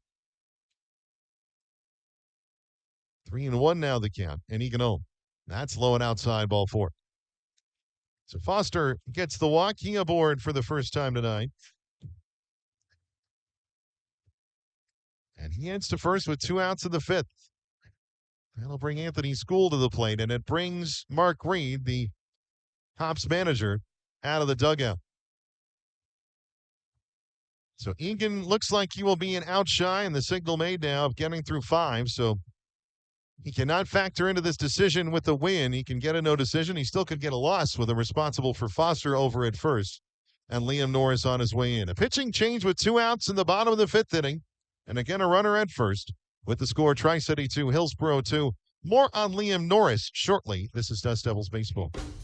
Celebrate the history of our national pastime at the National Baseball Hall of Fame and Museum in Cooperstown. See priceless treasures that'll bring your baseball memories to life. Connect with events that have shaped and changed the game and our country. Our stories to tell, your memories to share. Plan your visit today at baseballhall.org. Benton Franklin Orthopedic Associates has been a trusted orthopedic clinic in the Tri-Cities area for decades, and we now have a new home.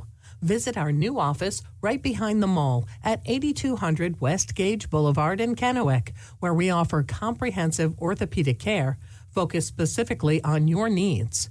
You can learn more about our services at bfoaonline.com. Benton Franklin Orthopedic Associates. We are here to get you back in the game.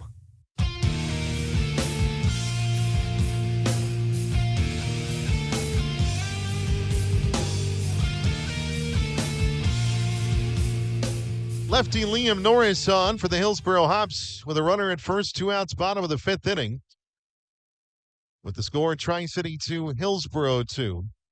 The 6'4", 230-pound lefty out of Cary, North Carolina. So back-to-back pitchers for the Hillsboro Hops from the greater Raleigh metropolitan area. And Norris comes in lefty on lefty against left fielder Anthony School. School 0 for 1. He walked his last time up. For the Dust Devils, Anthony School. We'll get you the final line on Daniel Egan in a bit. Again, the book not yet closed. As Norris set at the belts. First pitch to School. Breaking ball. It's a curve over the top for strike one. Norris does have an outing against the Dust Devils this year. An inning and a 2/3 gave up a run on a hit.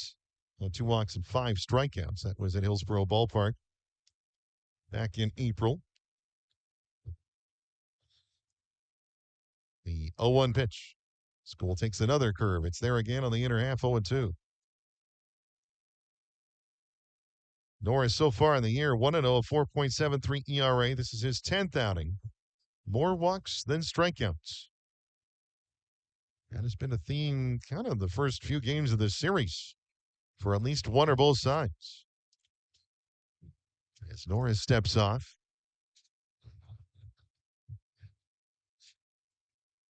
He nods and has his sign. School down 2 strikes. The pitch from Norris. Curveball ripped into right. Going over on the run is the right fielder. He can't get there. Ortiz to it. The throw comes into second. Foster goes from first to third. And the Dust Devils have their first hit of the night. The no-hitter watch is over here in Pasco. As School getting a breaking ball and just sharply lining it to right for a hit. And the Dust Devils have runners on the corners with 2 outs in the 5th. Looking to take the lead, Tri-City. Hitter number 26, first baseman Ryan Nicholson. Ryan Nicholson stands in for the Dust Devils. He has walked twice, scored once. This is a block of lefties, so you can understand why Norris was called upon. Couple of checks of School. First pitch to Nicholson. Fastball outside. 1 ball and no strikes. Liam Norris against lefties this year. Leaders have a 261 against him. He's only given up 1 homer on 2 RBI, though, so not a lot. The 1-0 curveball in there, strike 1. No, Norris, 14 walks to left-handers in 23 at-bats, 38 plate appearances against 10 strikeouts. So he's had some issues with control, especially to lefties. The 1-1 fastball, little low and outside. Castillo trying to pull it over the lower outside corner. Did not get the call. 2 balls and a strike. Just looking for the hit that would give the Dust Devils the lead. The wind's still blowing a bit more across from right to left now, but out of the southwest and strongly. The 2-1. It's outside, ball 3. Fastball missing that time. So Nicholson a ball away from walking a 3rd time. Matt Kootenai waiting on deck for the Dust Devils.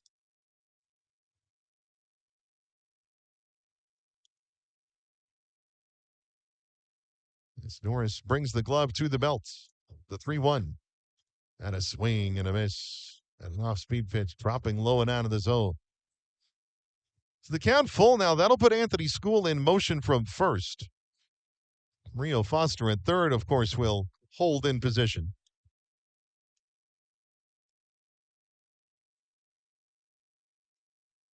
See, though, if Norris tries to send one over to School. It's time called at the plate by Nicholson. I wonder if Nicholson saw where School was and thought maybe it might be time to use the timeout. He does like to use it in that scenario anyway. But School getting a long lead off of first now. Trying to draw a throw almost. The 3-2 he goes. It's a breaking ball in there for strike three. Norris places the curveball beautifully. And Nicholson down looking to end the inning. No runs for the Dust Devils. 1 hit. No errors. 2 left on. Tri-Cities left 6 on base tonight. And we go to the 6th. Before we do, though, Dusty's Dash on the go. Presented by our friends at Pizza Hut. Enjoy the sprint across the field. Kids of all ages from left to right. Again, we go to the 6th. Tri-City 2, Hillsboro 2. This is Dust Devils Baseball. We take a lot of pride in the success of our Tri-City Dust Devils, just like the folks at CO Energy, an independent franchise of Pacific Pride. With quality gasoline, non-ethanol premium, and diesel fuel, Pacific Pride's 24-hour fully automated fueling stations are modern, clean, and well-lit, and the Frequent Fueler's Special Access Card provides security, control, and itemized billing. No lost receipts, no unauthorized purchases, no guesswork. Just hundreds of convenient Pacific Pride sites throughout the U.S. At Pacific Pride, we fuel the winners, and your company can join the team. So get a handle on your commercial fueling needs with Pacific Pride. Open your account today at CO Energy, an independent franchise of Pacific Pride, with offices in Pasco, Spokane, Yakima, and surrounding areas.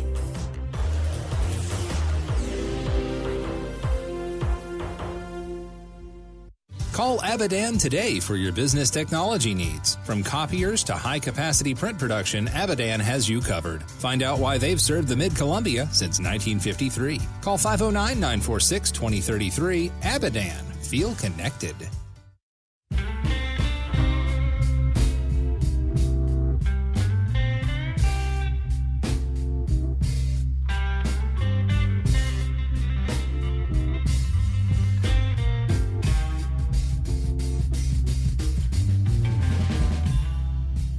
Tri-City 2, Hillsboro 2. And the 6th inning begins with Ori Marcheco taking on the switch-hitting shortstop Hansel Luis.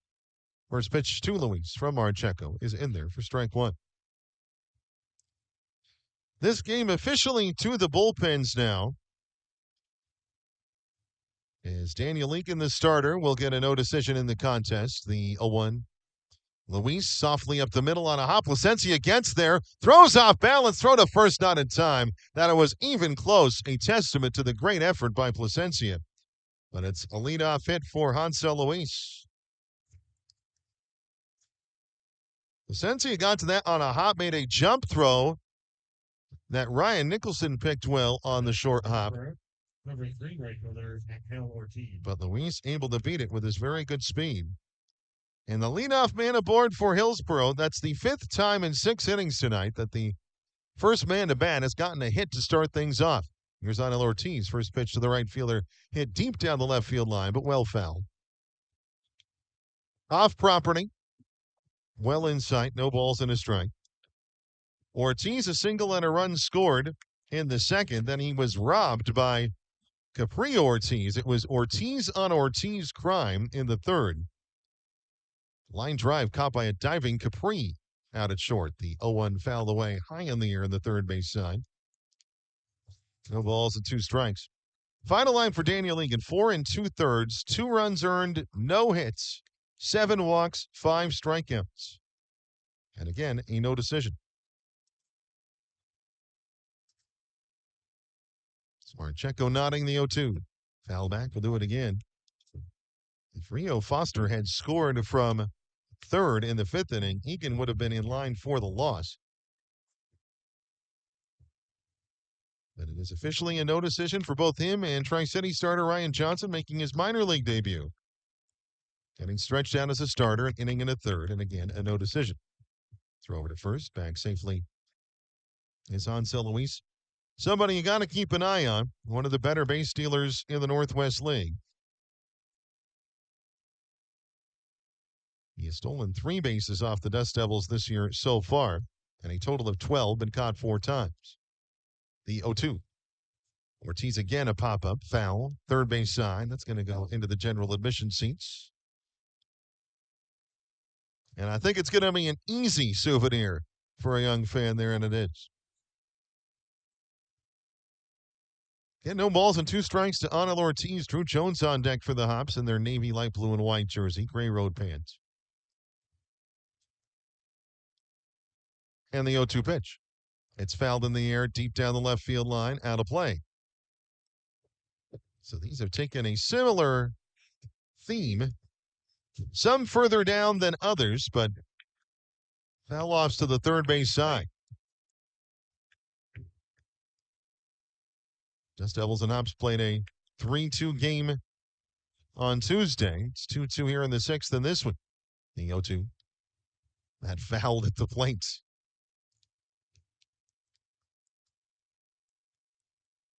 So believe pitch number 7 upcoming between Anel Ortiz and Jorge Marcheco. 6 foul balls.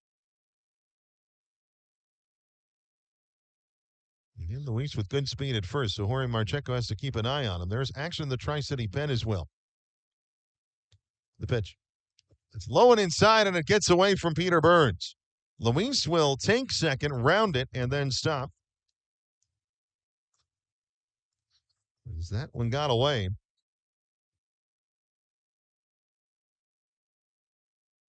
Wait for the scoring on it. Looked like a wild pitch to the naked eye, but those can be tricky sometimes.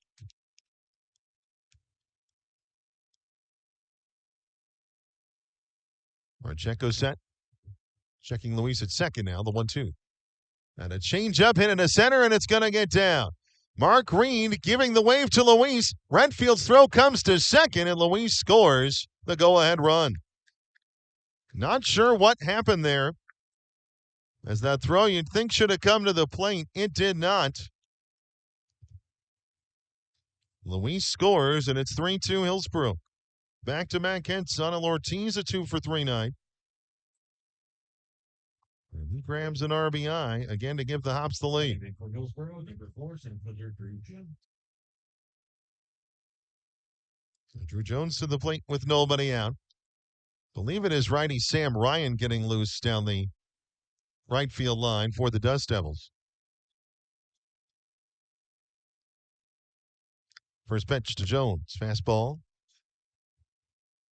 Missing. 1 ball and no strikes. So he's just leaning out and sending that pitch to center. It is indeed Sam Ryan getting loose.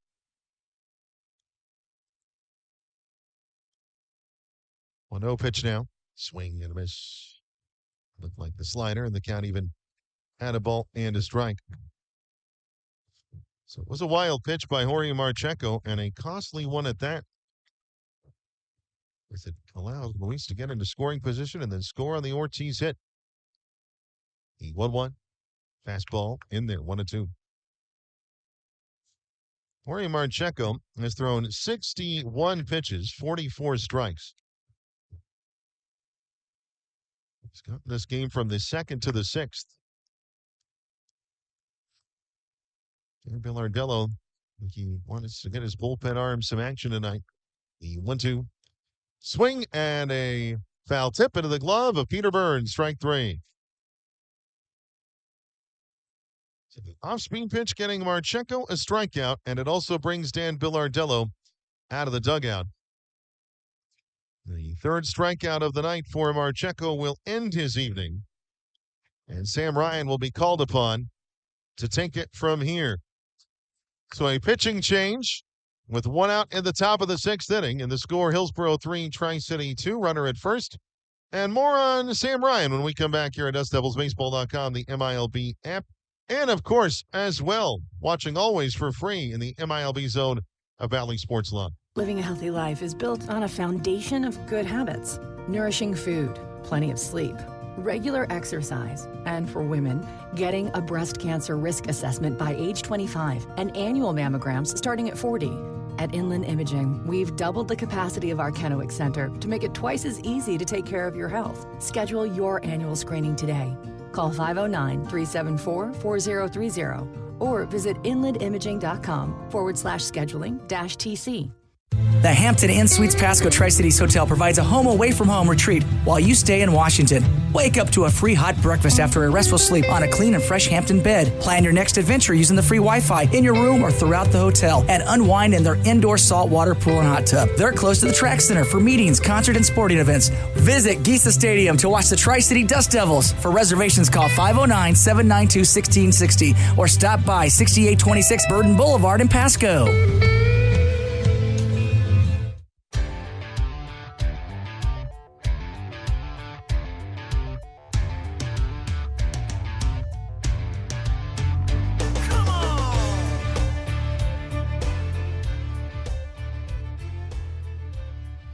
Righty, Sam Ryan taking things on now for the Tri-City Dust Devils from the mound. 1 out in the top of the 6th inning. The Hillsboro Hops leading the Dust Devils 3-2. Anel Ortiz, the man who singled in the go-ahead run here in the 6th inning, on at first. And the night over for Jorge Marcheco. The book not closed. 4 innings full for Marcheco. He's the pitcher of record. First pitch to Castillo, a swing and a foul tip into the glove of Peter Burns, the catcher, for strike 1. As it stands for Marcheco, a run earned on 5 hits, no walks, 3 strikeouts. And he is again responsible for the man at first. The 0-1. Castillo hits it high in the air. Very shallow center. Adrian Placencia, the second baseman, will make the call and the catch for out number 2. Hunter Ortiz holding. Victor B. Moscoto, please report to the info booth. And Marcheco, by the way, final pitch line for him count-wise, 62 pitches, 45 strikes, only 17 balls. That's kind of Jorge's M.O. And Sam Ryan, the third pitcher of the night for the Dust Devils. Veteran Riney was in the Toronto system, pitched for the Vancouver Canadians for a couple of years before a year in independent ball, and then back with the Angels in here. First pitch into McLaughlin, a slider for strike 1. Ben McLaughlin, to be precise. Ryan, no decisions, a 4.41 ERA. This is his 11th outing of the season. He does have a save. 20 strikeouts against 6 walks. So he has been effective. The 0-1. Another slider, fouled straight back, 0-2. Ben McLaughlin, an RBI double. He brought in the first run of this game at the top of the 2nd inning. He's also lined out to Anthony School in left. A 1-for-2 evening. As Ryan comes set, glove just above the belt. The 0-2. McLaughlin, flying ball into right. Going to blow out to Anthony School. An easy catch for him this time. And that'll do it for Hillsboro here in the 6th. But they get the run that gives them the lead on back-to-back hits in the 6th. 1 run, 2 hits, no errors, and a man is left. And so we go to the bottom of the 6th with the score. Hillsboro 3, Tri-City 2. And Liam Norris back to work in relief for the Hops. This again, Tri-City Dust Devils baseball on a breezy Thursday evening in Pasco. Thanks for tuning in. We all have someone we love, like the favorite lyric in our favorite song. You can't imagine life without them. Cancer screening tests can help keep the person you love around longer by detecting changes before cancer develops, or catch it early when it may be easier to treat. And many tests are available for free or are covered by insurance. It's time to sound like a broken record. Tell all your friends and family, I love you. Get screened. Visit cancer.org/getscreened to learn more. After my wife died, I felt like I lost everything, including my love of fishing. But one day, my granddaughter called, and I realized I still had a lot to look forward to. I got referred to a psychiatrist who explained depression can happen to anyone. Getting help doesn't make me weak. It makes me stronger. I just wish it made me better at fishing. Mental health care is working for Diego. See what it can do for you at mentalhealthcareworks.org. A message from the American Psychiatric Association Foundation.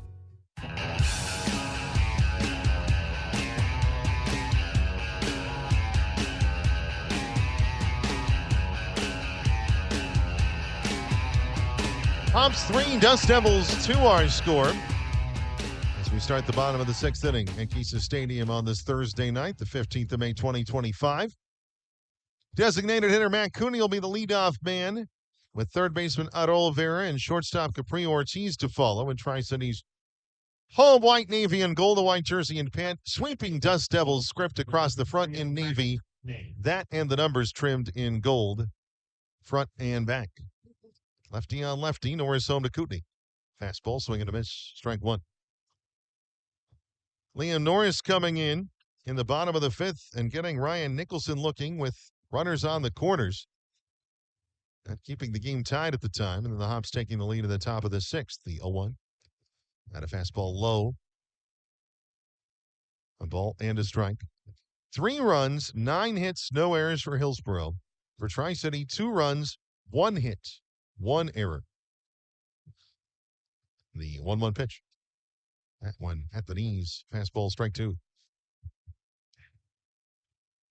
Matt Cooney 0 for 1, walked and scored, came in on a wild pitch in the 2-run second inning. The 1-2, a swing and a miss, strike 3. Like the curve that time. Courtney down on strikes. That is a hammer of an over-the-top curve from Liam Norris. And out in the 6th. 3-2 Hillsboro. The base is empty for Adol Vera. Vera 0 for 1 with a walk, grounded out to short his last time up. First pitch. That's low and inside. Another hook missing that time. 1 ball and no strikes.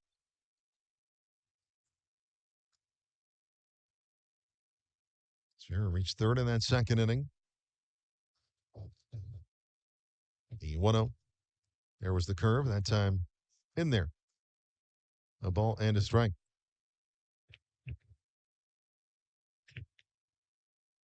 Should give you a Northwest League update here in a moment. It's been a bit. The 1-1. Another curve. That's ripped through the left side. Vera was waiting on it. Clapped his hands together as he came down the line because he knew the pitch and did what he wanted to do with it. Second hit of the game for the Dust Devils and the potential tying run aboard for Tri-City here in the 6th. With 1 out.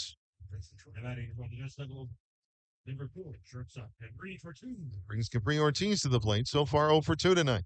He on the right-hand side, which is his original side, hitting wise. Capri is switch hitter, but he did not start that way. In fact, he didn't start hitting left-handed until his pro career with the Angels. First pitch from Norris. Fastball high, 1 ball and no strikes. Obviously, being a switch hitter, as long as you are deft enough with the bat on both sides, gives you an advantage of seeing the pitcher from the opposite side, regardless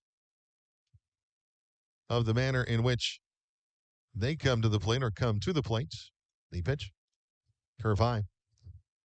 2 balls and no strikes. That Northwest League update. Bottom of the 6th inning at PK Park in Eugene. It is the Spokane Indians 6, the Emeralds 1.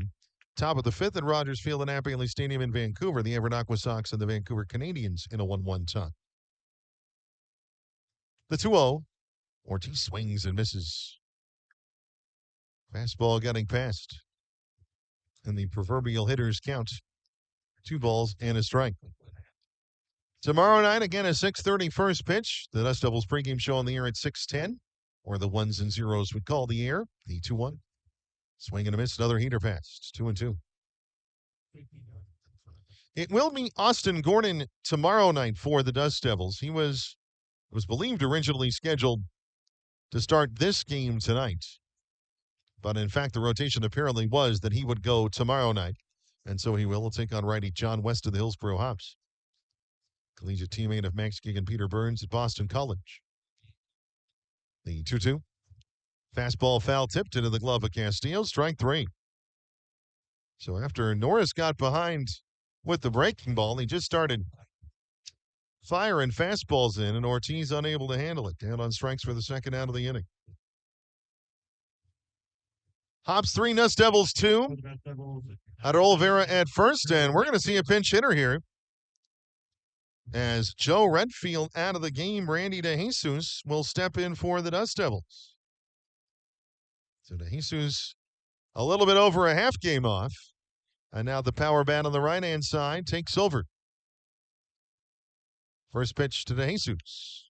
Curveball outside, 1 ball and no strikes. So Joe Redfield ends his night 0 for 2. And there will probably be some outfield shifting, you'd think, for Tri-City.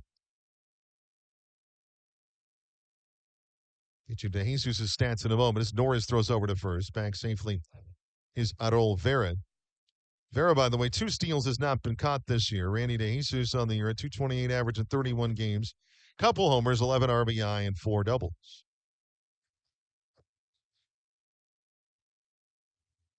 So want to know the count? The pitch to DeJesus, a swing and a miss. Another fastball pass to ball and a strike. It was the curve initially that was helping Liam Norris, but he has gone to the fastball now here in the later stages of this 6th inning.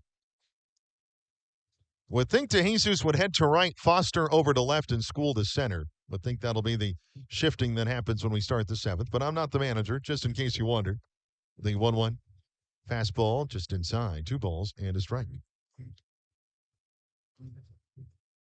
Both the homers for DeJesus against the Everett Aqua Sox. 1 here, 1 at Funko Field. Did a double in the game last night. Norris set checking Vera. The 2-1. Curveball, it's low, ball 3. Another lefty on deck and catcher Peter Burns. You wonder if Norris may be being a touch careful with DeJesus. See how aggressively he goes after him on this 3-1 pitch.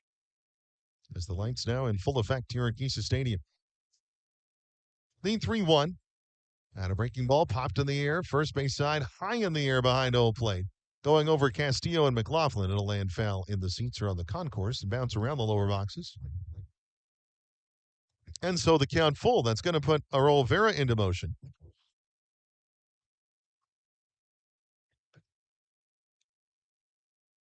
So he will get a head start here. Will that be helpful? It would be if DeJesus can put one down somewhere. Norris a closed stance on the mound. Back foot to the third base side of the rubber. Initially closed, then comes straight up. The 3-2. DeJesus, broken bat looper, foul on the first base side. Again, into the seats, and DeJesus going to have to get a new bat. That boy very quickly making sure that DeJesus has a new piece of wood. There is action in the Hillsboro pen. Righty throwing down there. And he looks to me ready, whoever he is.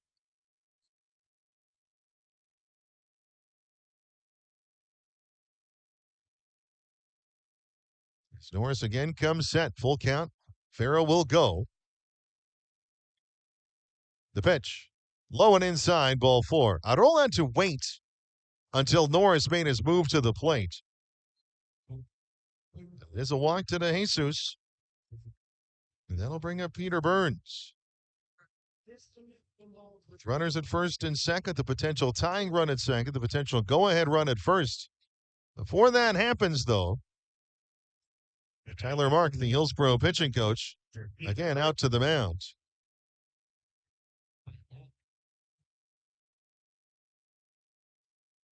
And he will have a word not only with Liam Norris, but the entire Hillsboro infield. The man warming up is Eli Saul, who has already pitched this week for Hillsboro. Don't forget $3. It's now Zach Kovic, the home plate umpire, making his way out to the mound, but Tyler Mark, the pitching coach, done. Gentlemen, when I say let's go, you say go. It's made quite a few trips. I don't know how many mound visits Hillsboro has left in this game. They have 1 left. You are allowed 5 non-pitching change mound visits in a game, so Hillsboro down to 1. If they need some strategic planning, they're going to have to choose the moment. Again, here's Burns. 0 for 1 with a walk so far tonight. 3-2, Hillsboro in the 6th. Runners at first and second, 2 out. First pitch to Burns. Curveball low. Knocked down by Kenny Castillo. The runners hold. 1 ball and no strikes. Big moment in this ball game. A hit in the right spot ties it, perhaps gives the Dust Devils the lead. Breeze still blowing in, now strongly from pretty well straight away right field. That's out of the southwest. Maybe more south-southwest now. The 1-0. That's a fastball low. 2 balls and no strikes. Norris struggling to find the zone. Burns has had some success at the plate in that same game in which he caught a pair stealing. He had a double. It's time called. Called by Kenny Castillo at home plate.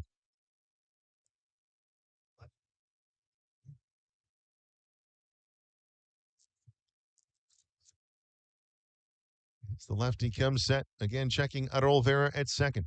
The 2-0. It misses low, ball 3.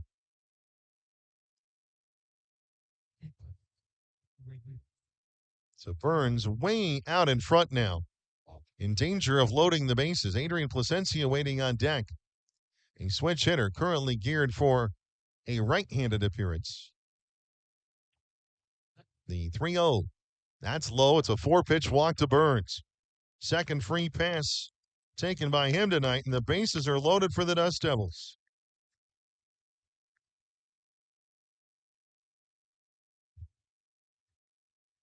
And with that, Mark Reed, the Hillsboro manager, is out of the dugout, and it will be Eli Soul to take on Adrian Placencia. That'll move him back over to the left-hand side. Can see Placencia looking down to the bullpen to see who's coming in.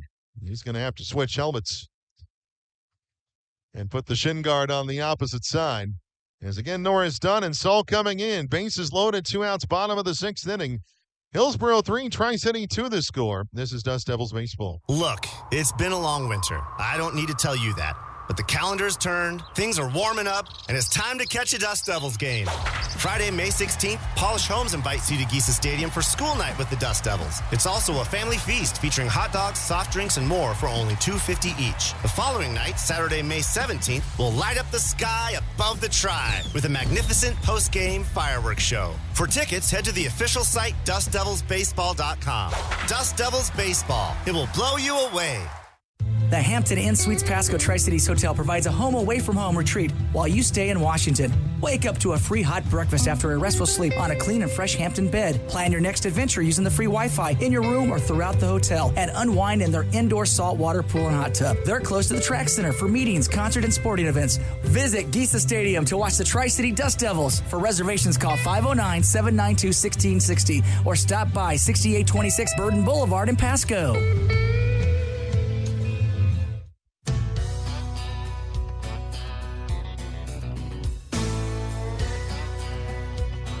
The righty, beg your pardon, from Vancouver, BC, Eli Soul, coming in for the Hillsboro Hops with the bases loaded and 2 outs in the bottom of the 6th. The Hops leading the Tri-City Dust Devils by a score of 3-2.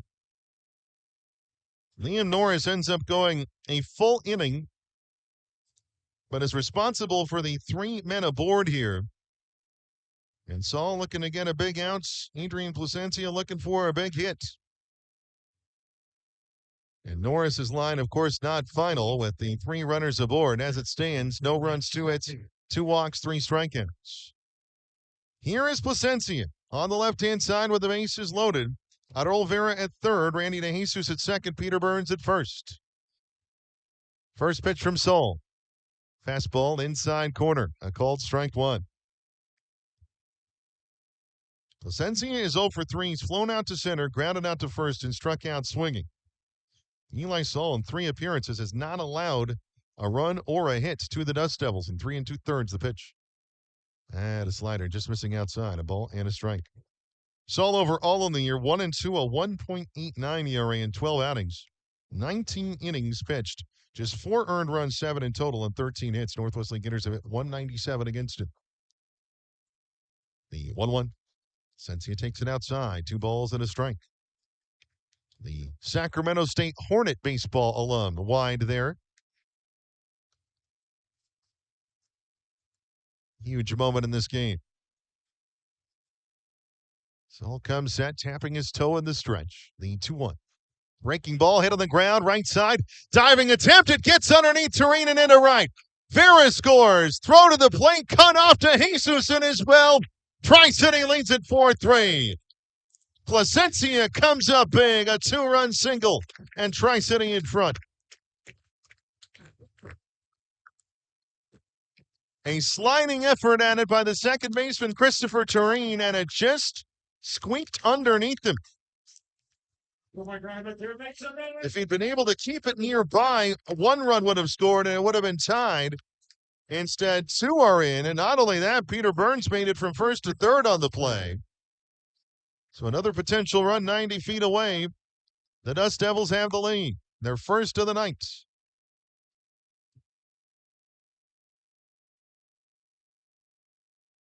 So here is Rio Foster, first pitch. And a slider in there for strike 1. Again, Foster is the right fielder at the moment. We suspect when the 7th starts, he will not be there.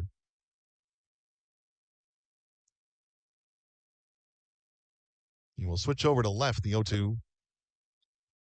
And a swing and a miss for strike 3. That was quick from Eli Sol there. And the inning is over. But 2 runs in for the Dust Devils. They have the lead. 2 runs on 2 hits, no errors. 2 men are left. We go to the 7th. The Dust Devils 4, the Hops 3, and Sam Ryan back to work with the lead.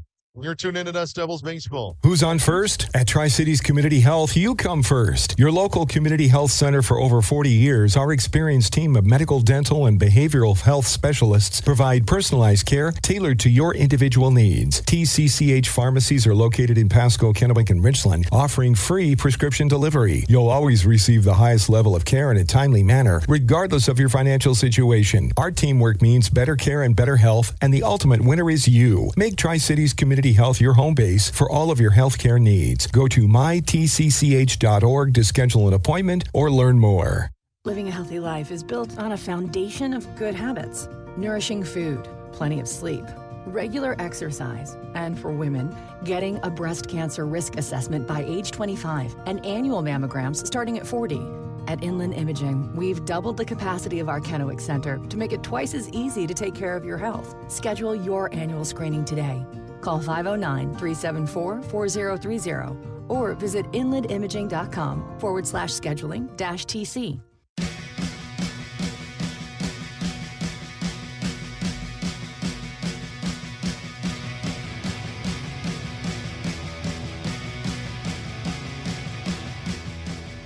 Tri-City 4, Hillsboro 3, heading to the 7th inning of play at Gisa Stadium tonight. Again, thanks for joining us for Dust Devils Baseball. DustDevilsBaseball.com, the MILB app, MILB.com, Bally Sports Live, those all the places. Sam Ryan goes to work with the lead. Tri-City getting a 2-run single from Adrian Placencia to give them the advantage. First pitch from Ryan. Comes into J.J. DeRazio, the DH, and he fouls it away on the first base side, 0-1. As the switch is happening as we expected, Rio Foster goes from right field to left field, Anthony School from left to center, and Randy DeJesus into right. The 0-1. Fly ball to right. Coming into Jesus near the line. Now foul ground, reaches out, can't quite get there. It is strike 2.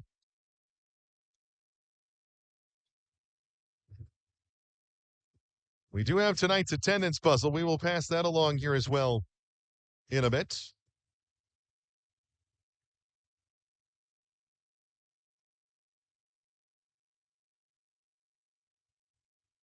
As time called, a moment for J.J. DeRazio to come back and grab his bat and get back in position.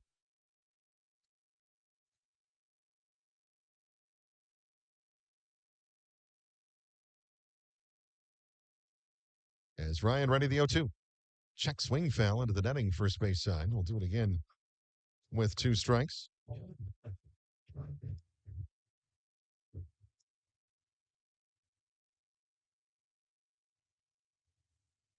The outfield shifting.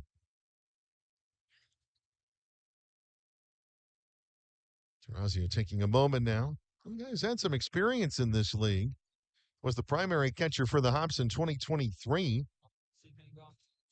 Made his way to Amarillo. Now back here in Hillsboro, the 0-2. Check swing. Really, I want to say it's a full swing, not a check swing. He was jammed, foul, straight back. No balls and 2 strikes. And both teams with the win in this series. The 0-2 had a swing and a chop foul. Durazio just getting a piece of a slider, sending it toward the Hillsboro dugout on the third base side.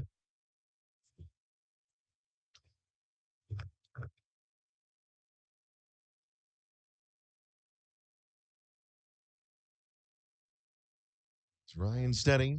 The 0-2. And a beauty of a slider, and it's in there for strike 3. Ryan gets Durazio looking.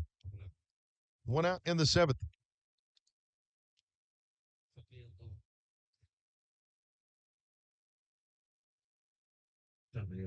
Brings Anderson Rojas to the plate.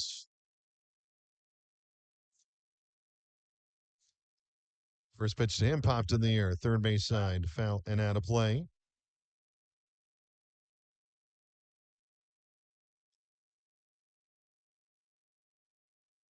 No balls and a strike to Rojas, who is so far 1 for 3. Singled in the first and was out on a bunt gone awry in the second, the 0-1. Had a cutter in there, 0-2.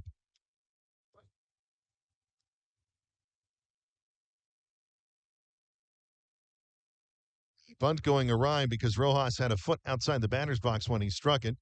So he was out immediately in a legal batted ball. You don't see it often, but it's in the rules. The 0-2. Low and inside with the slider. Rojas. A little bit of hot foot to get out of the way. Ball and 2 strikes.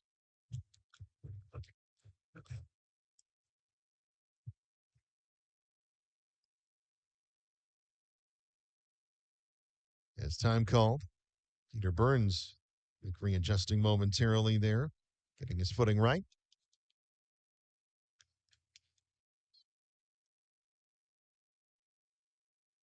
Setting up Ryan, you'd think maybe even A.J. Block perhaps for 2 innings tonight. We'll see how it goes. It'll depend on the situation, the 1-2. Grounded up the middle, off of Ryan to the right side of the infield, and Rojas will be safe with a hit. Had that not struck Ryan, I think either Placencia or Ortiz gets to it, and there's a chance to get Rojas at first. No guarantee. But as it stands, it is a second hit in this game for Rojas. For Hillsboro, number 8, second baseman Christopher Torreen. As the Hops last night were putting infield hits in all sorts of places, tonight, just 2 infield, make it 3 infield hits out of their 10 hits on the day. Here's Christopher Torreen, the second baseman. He takes a fastball high, 1 ball and no strikes. Tri-City 4, Hillsboro 3, 1 out, top of the 7th inning. Dust Devils with 2 in the 2nd, 2 in the 6th. Hillsboro 2 in the 2nd, 1 in the 6th, the 1-0. Slider looping in to even the count and a ball and a strike. Torreen, another nice night at the plate. Again, he went 4 for 6 last night. 3 singles and a triple. 2 for 3 and 2 singles in this game. The 1-1. Torreen takes it high. Fastball. Did he offer? No, says Caleb George, the base umpire. 2 balls and a strike. The attendance puzzle tonight, 2 NFL players. One with local connections. That is the pride of Shadle Park High School in Spokane. The 2 and a fastball just outside. 3 balls and a strike. The puzzle tonight, Mark Rippon, Myles Garrett. Myles Garrett, the lineman for the Cleveland Browns. 2 jersey numbers. That's the attendance. We'll reveal the answer in a bit. The 3-1. Swing and a miss. Torreen out in front there. The count full.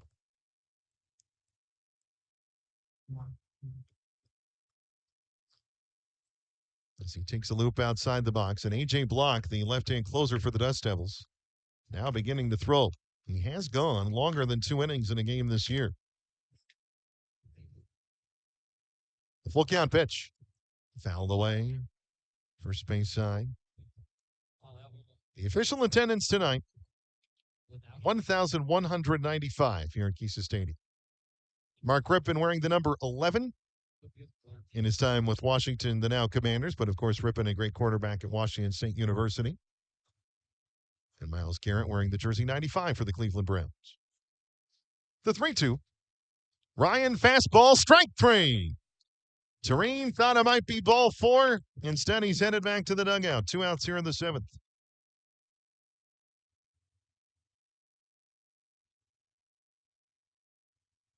For Sam Ryan, strikeout number 2. Dust Devils with 6 strikeouts so far tonight. They have not walked a hop this evening. That has been a major factor in this game. Walks. First pitch. Ryan Waldschmidt taking a cutter, missing outside. 1-0. Dust Devils 4, hops 3. Anderson Rojas on at first with 2 outs here in the 7th. We're out from the stretch. On a dusty, windy night in Pasco.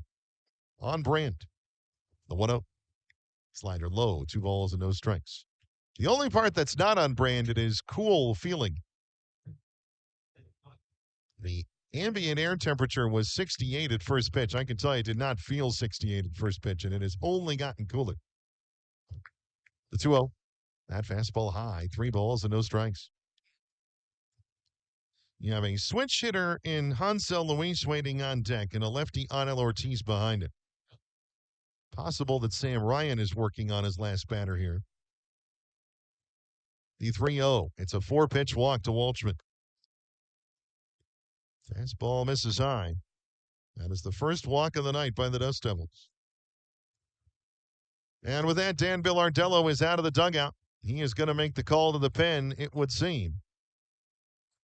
Keeping an eye on him as he walks out. He's not made the signal yet. So we will wait, and now there it is. So Ryan will hand him the ball, and A.J. Block will come in, and he's going to be asked, it looks like, for a 7-out save. So then we'll take a break with another pitching change here at Giesa Stadium. Runners at first and second for Hillsboro with 2 outs in the top of the 7th, and the score, Tri-City 4, Hillsboro 3. This is Dust Devils Baseball. Man, I loved playing high school sports growing up. And it's fun being a fan now, don't get me wrong, but sitting in the stands feels like I'm missing out on all the action, you know? I wanted to get back in the game, so I signed up to be a high school official. It takes me back to my playing days. I'm supporting students, and I get paid to make the big calls. Do you want to see the game up close? Sign up to become an official in Washington at highschoolofficials.com. Everybody knows you shouldn't retire until you're 65. Buying a house? 20% down or nothing, bud. It's easy. Put your money into savings and never touch it. There's a lot of questionable money advice out there. For financial knowledge that can help you reach your version of success, come to Giesa Credit Union. We can walk you through everything you need to feel confident about your finances. There's a healthier approach to money. Find it at Giesa Credit Union. Giesa is an equal opportunity lender.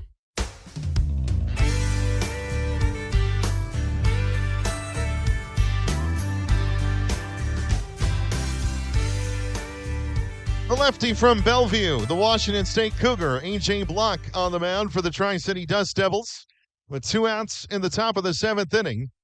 And Tri-City holding on to a 4-3 lead over the Hillsboro Hops. Sam Ryan done after an inning and a third, matching Ryan Johnson, the Tri-City starter, though that was due to pitch count, to be clear. A hit given up so far, no runs for Ryan, 1 walk, 2 strikeouts. He is responsible for the men at first and second. The first pitch to Hansel Luis. The switch hitter on the right-hand side takes a fastball from Block for a strike 0-1. Block so far this year, 0-1 in 11 outings, a 1.10 ERA. The 0-1. A grounder on 2 hops to short. Ortiz has it. He goes to second. Close play, but they get him. And the inning is over. Block gets the out required. Hillsboro held off the scoreboard. And we'll go to the stretch. 6-4 on the force out. That ends the inning. All right, fans, everyone, time. So for Hillsboro in the 7th, no runs, a hit, no errors, 2 men are left. And it's time for us to stretch and be officially taken out to the ball game, though we've already been here for quite some time. So go to the bottom of the 7th. It's Tri-City 4, Hillsboro 3. This is Dust Devils Baseball. Benton Franklin Orthopedic Associates has been a trusted orthopedic clinic in the Tri-Cities area for decades. And we now have a new home. Visit our new office right behind the mall at 8200 West Gage Boulevard in Kennewick, where we offer comprehensive orthopedic care focused specifically on your needs. You can learn more about our services at bfoaonline.com. Benton Franklin Orthopedic Associates. We are here to get you back in the game. Celebrate the history of our national pastime at the National Baseball Hall of Fame and Museum in Cooperstown. See priceless treasures that'll bring your baseball memories to life. Connect with events that have shaped and changed the game and our country. Our stories to tell, your memories to share. Plan your visit today at baseballhall.org.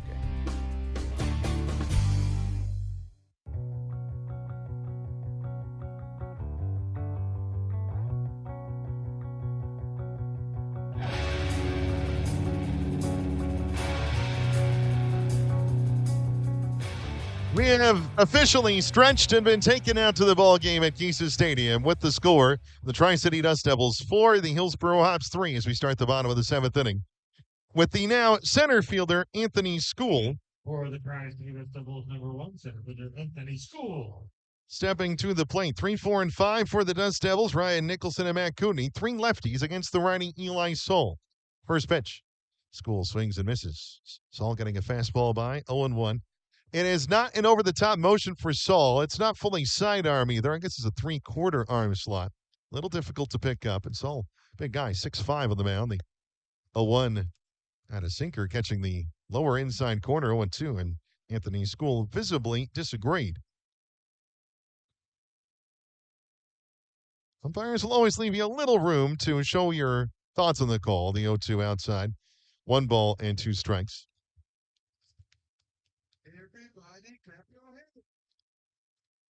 School so far has reached base twice, 1 for 2 with a walk, singling in the 5th. The 1-2. A grounder on 2 hops into the hole at short. There, the third baseman Anderson Rojas, he gets up a strong throw and beats School to the bag. 1 out.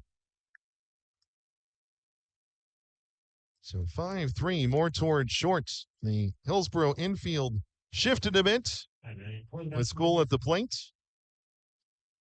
And the defense working perfectly there. 1 out in the bottom of the 7th. The base is empty. Tri-City with a 4-3 lead on their visitors from just west of Portland. First pitch to Ryan Nicholson is high. 1 ball and no strikes. Nicholson is 0 for 1. He struck out looking with runners on the corners in the 5th. Before that, walking twice, scoring once. First pitch, or making the second pitch, and it's in there. Believe the count is even at a ball and a strike. As Saul set in the pitch. Swing and a miss. Fastball passed. 1-2. Nicholson trying to reach out and grab that one.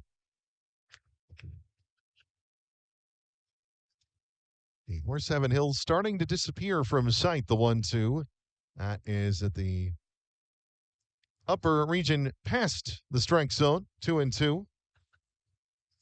It was close. But Saul missing and the count even. The righty ready again. The 2-2. Inside, ball 3 off the glove of Castillo. Nicholson had to pull his hands away.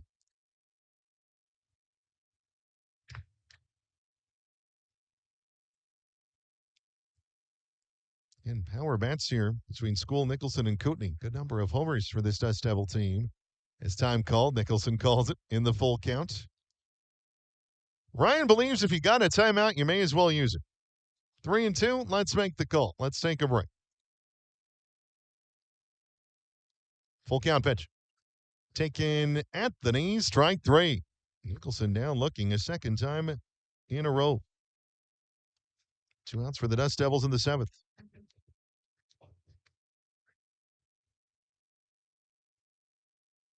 So with the bases empty, Matt Cooney now to the plate. Tri-City with 4 runs on 3 hits, 1 error. Hillsboro 3 runs, 10 hits, no errors. First pitch to Cooney. A swing and foul tip into the glove of Castillo for strike 1. The walk came in the 2nd off of starter Daniel Egan. He ended up scoring on a wild pitch after a balk advanced him. The 0-1 changeup in there, 0-2. Lysol giving the Hops some solid innings here. The 0-2. Kootenai pops it foul. Third base side out of play. 1 ball and 2 strikes. Kootenai's homered in 2 consecutive games. It is at 3 of his 4 against the Hops this year. The 0-2. Check swing. Did he offer? No, says Caleb George. 1 ball and 2 strikes. So Tri-City out hit 10-3 in this game, but they have the lead. The 1-2. That grounded up the middle. That's going to sneak through, and Matt Kootenai grabs another hit. He had been aboard, so the on-base streak had gone out a little further. It had gone to 11 games, but now the hit streak to 7. With a 2-out single tumbling up the middle here in the bottom of the 7th. Number 6, third baseman, Errol Vera. That brings Errol Vera to the plate, who singled and scored on the Adrian Placencia 2-run hit. That gave the Dust Devils the lead in the 6th that they still have now. First pitch. Vera, little shot, shallow center, going out as the shortstop, and making the catch is Hansel Luis, and that'll do it for Tri-City here in the 7th.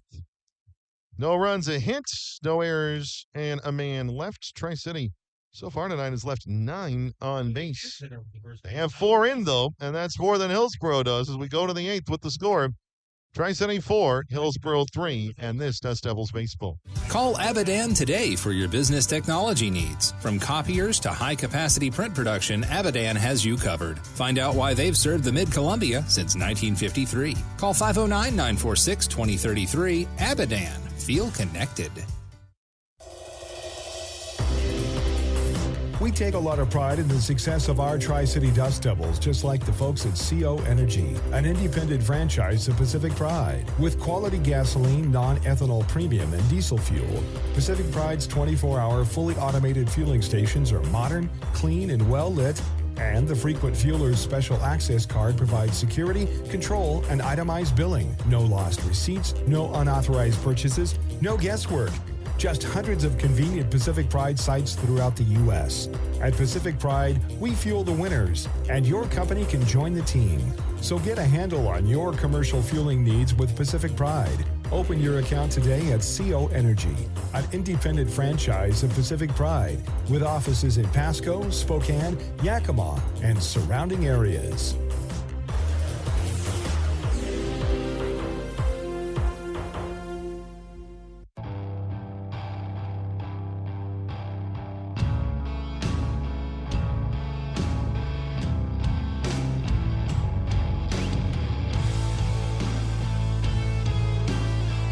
Dust Devils 4, Hops 3.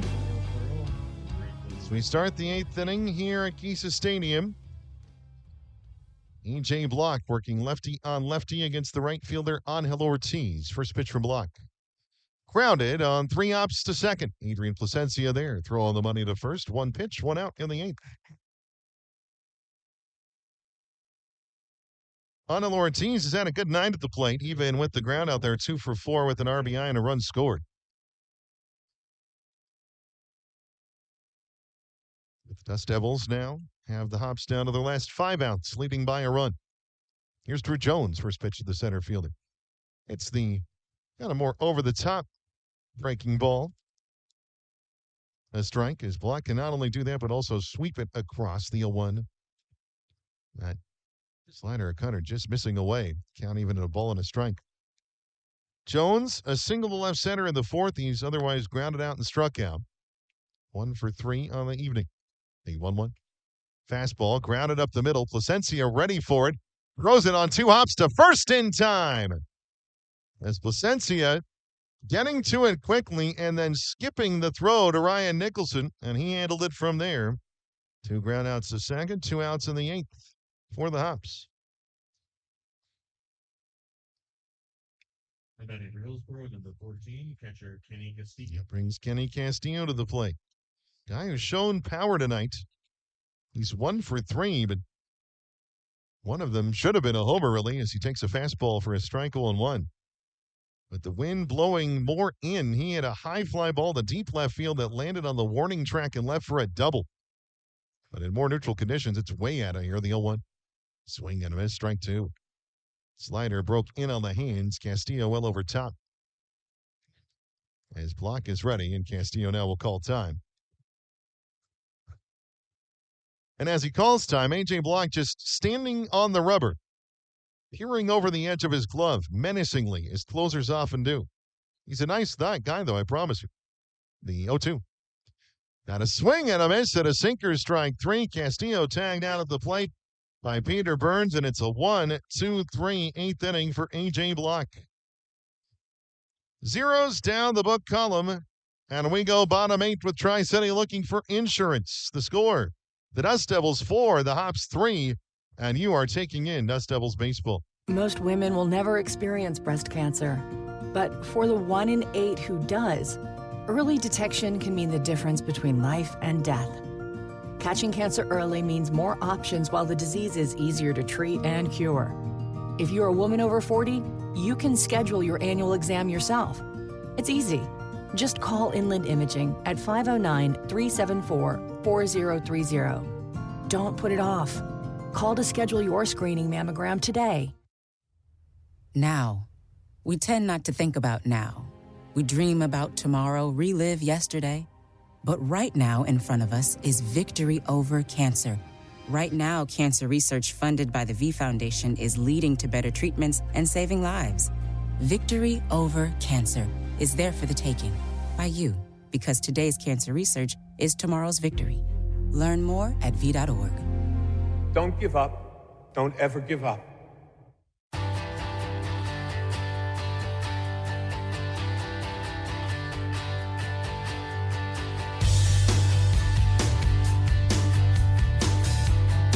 Bottom of the eighth inning at Kisa Stadium. Tri-City 4, Hillsboro 3 the score.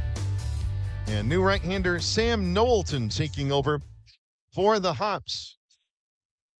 Dust Devils have seen him before. Knowlton from Warrior, Alabama. 6'8", 270 pounds. And Knowlton so far on the year, no decisions, a 5.73 ERA. 11 innings, 7 runs all earned on just 6 hits. He's walked 12, hit 4, struck out 12. Northwest League hitters, though, have hit only 162 against him. So when he's been able to have the controls where he likes them, he's been good. First pitch to Capri Ortiz, a bunt attempt. That foul at the plate for strike one, as Ortiz looking back and seeing it ended up on the first base side of the home plate circle. In fact, it may have struck Ortiz in the box, which is fine. It's just a foul ball, and Ortiz now having a look. Can't quite tell what at. Maybe his left hand? And Ortiz in a little bit of discomfort here. Yeah, he's looking at his left hand. It is a cold night. As athletic trainer Chase Galloway, first base coach Trevor Knight, and manager and third base coach Dan Billardello all having a look at Capri now. Ortiz has been a stalwart of this Dust Devils order, but I think they're looking into the dugout. Let's see. Yeah, Ortiz is going to come out of the game. And that is an unfortunate sign for the Dust Devils. So Ortiz is going to come out, and would think it's probably Ben Goebel who would step in for him. And they would shift Adol Vera over to short on the defensive side of things. But with the injury, of course, the substitute will take the time they need to grab their stuff, stretch out as well. They'll have a little bit of an injury delay here. And Sam Knowlton will get to throw some warm-up tosses to stay warm on a cool night here in Pasco. If you've just joined us somewhat recently, the Dust Devils with two two-run innings. 2 runs in the second, walks, a balk, and a wild pitch. Getting those, and then Adrian Placencia, 2-run single with 2 outs in the 6th. It will be Ben Goebel taking over for the Dust Devils in Capri Ortiz's spot. If you're still with us, make some noise. So it is Goebel. And hopefully, again, everything all right with Capri Ortiz. He was in some pain and discomfort. For you.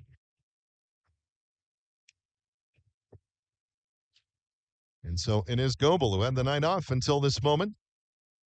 Been a 256 average, 3 homers, 12 RBI, 6 doubles so far in the year. And he comes in an 0-1 counts to boot. Capri Ortiz ends his night 0 for 3. The 0-1 pitch, Goebel swings and fouls it back, 0-2.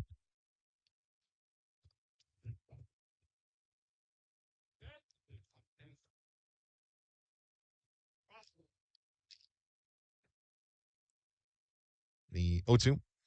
Fastball on the outside corner, strike 3. Castillo did not hang on to it. And then tagged Goebel for the out.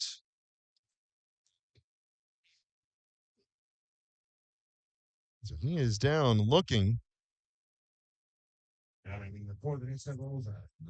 One out in the bottom of the 8th. We'll bring Randy DeJesus to the plate. And he took over as a pinch hitter in the 6th. First pitch to him, grounded to short. Fielded there by Hansel Luis. Throw low on a hop, but there for Ben McLaughlin to grab for out number 2. 6-3 the ground outs. That'll bring catcher Peter Burns to the plate. Burns walked in the 6th. That extended the inning. As it was lefty on lefty, Liam Norris taking on Burns, and Norris could not find the zone. And that extending the inning, and then Adrian Placencia, a 2-run hit behind. Norris, the pitcher of record for Hillsboro. As Knowlton, a fastball missing just outside. 1 ball and no strikes. Stadium gun had it at 102, 99, 100 for Knowlton. So triple digits. And for the 6-8 righty, the 1-0 outside. 2 balls and no strikes. Burns is 0 for 1. A strange ground out in between 2 walks. See a slow ground to the right side, the 2-0. That's outside. 3 balls and no strikes. Ben McLaughlin, the first baseman, trying to field it, went under his glove, but Christopher Terrain, the second baseman, backing up the play the whole way, got to it and threw it to a covering pitcher at the time for the 4-1 ground out. The 3-0. Fastball down the middle. Burns taking all the way for strike 1. And Burns and the Dust Devils will take on a man who Peter Burns is quite acquainted with, the 3-1. Fastball in there, 3-2. A man with whom he is quite acquainted would be the correct grammar. Righty John West, another Boston College Eagle, getting the start for Hillsboro tomorrow night against Austin Gordon of the Dust Devils. The 3-2. That fastball just missing, call 4. So little inside, and Peter Burns draws a 3rd walk tonight. The man has a solid view of the zone. And now Tyler Mark, the pitching coach, will make the final non-pitching change mound visit of the night for the Hillsboro Hops. And mound visits are not really that consequential a thing. 5 is usually enough for a team to get through a game without there being any issue. But if there are now problems the rest of the way in this game when it comes to pitching for Hillsboro, then the Hops are out of mound visits. Now, what I cannot recall is whether or not a team gets another mound visit if it goes to extra innings. That used to be the rule. I'm not sure if it's still the rule. Should I know that? Probably. We don't run into it that often. So we'll continue on now with Adrian Placencia back up. 4-3 Dust Devils in the 8th. First pitch to Placy is low. 1 ball and no strikes. Again, it was Placencia. Starting the night 0 for 3, coming up clutch with a 2-run single to right, just getting underneath second baseman Christopher Terrain. And giving Tri-City the 4-3 lead they hold. The pitch. 1-0 fastball in the outer half for a called strike 1. There is absolutely no action whatsoever in the Tri-City bullpen. This is A.J. Block's game to finish. Looking for the 7-out save, his block. The 1-1. Placencia swings and misses a fastball. 1-2. And Stadium Gun had that at 100. 98, 97, somewhere in there. Yeah. It's rushing up there pretty quick as Placencia calls time. And it probably shouldn't be all that surprising that a guy 6'8", 270 can rush it up there. He's well built for his task, is Sam Knowlton. Peter Burns will lead at first. Knowlton ready. The 1-2. Fastball, swing and a miss, strike 3. Straight gas from Knowlton takes down Placencia, and the inning is over. No runs, no hits, no errors. A man left for the Dust Devils, and we go to the 9th. A.J. Block and the Dust Devils 3 outs away from grabbing a series-leading win. Not there yet, though. It's the Dust Devils 4, the Hops 3. And Dust Devils baseball comes back next. Okay, text from the wedding planner. She's talking about a cake pop mural. Ah, exciting. Ooh, it's $8,000. Oh. I don't know, we're trying to save for a house. Well, you only get married once. Or twice. 3 times tops. There's a lot of bad money advice out there. For knowledge you can trust, come to Gisa Credit Union. Whether it's saving for the wedding or everything that comes after, we can help get you where you want to be. Find a healthier approach to money at Gisa. Hey fans, catch the excitement of minor league baseball with the Bally Sports Live app. Watch your favorite team or scout the top prospects. Every game live all season long. Strike 3! You're out! Plus, stream the Savannah Bananas and emerging fight sports to keep the action going. Best of all, it's totally free. No credit card required. Download the Bally Sports Live app today on your phone or connected device.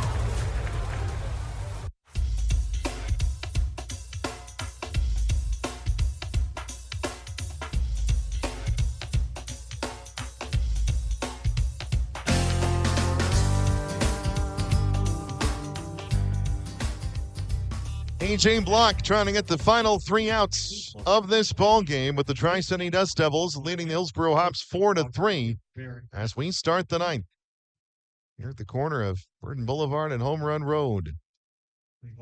Ben Goebel, who came in for Capri Ortiz after Ortiz in a bunt attempt had something wrong with what looked like his left hand. He steps out of the game. Ben Goebel coming in for him. Goebel remaining at third. Arol Vera moves from third to short. 2 defensive changes. We also have a pinch hitter as Jackson Feltner will lead things off for Hillsboro here to start the 9th. So he takes over for Ben McLaughlin. First pitch from Block. Slider in there for strike 1. So Jackson Feltner pinch hitting here in the 9th. The guy with some pop, and from the right-hand side, maybe a little better look at Block, the 0-1.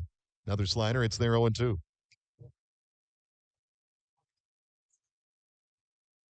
Jackson Feltner so far, a 148 average in 21 games. 3 homers, 9 RBI, and a double. So when he's made contact, he's done damage.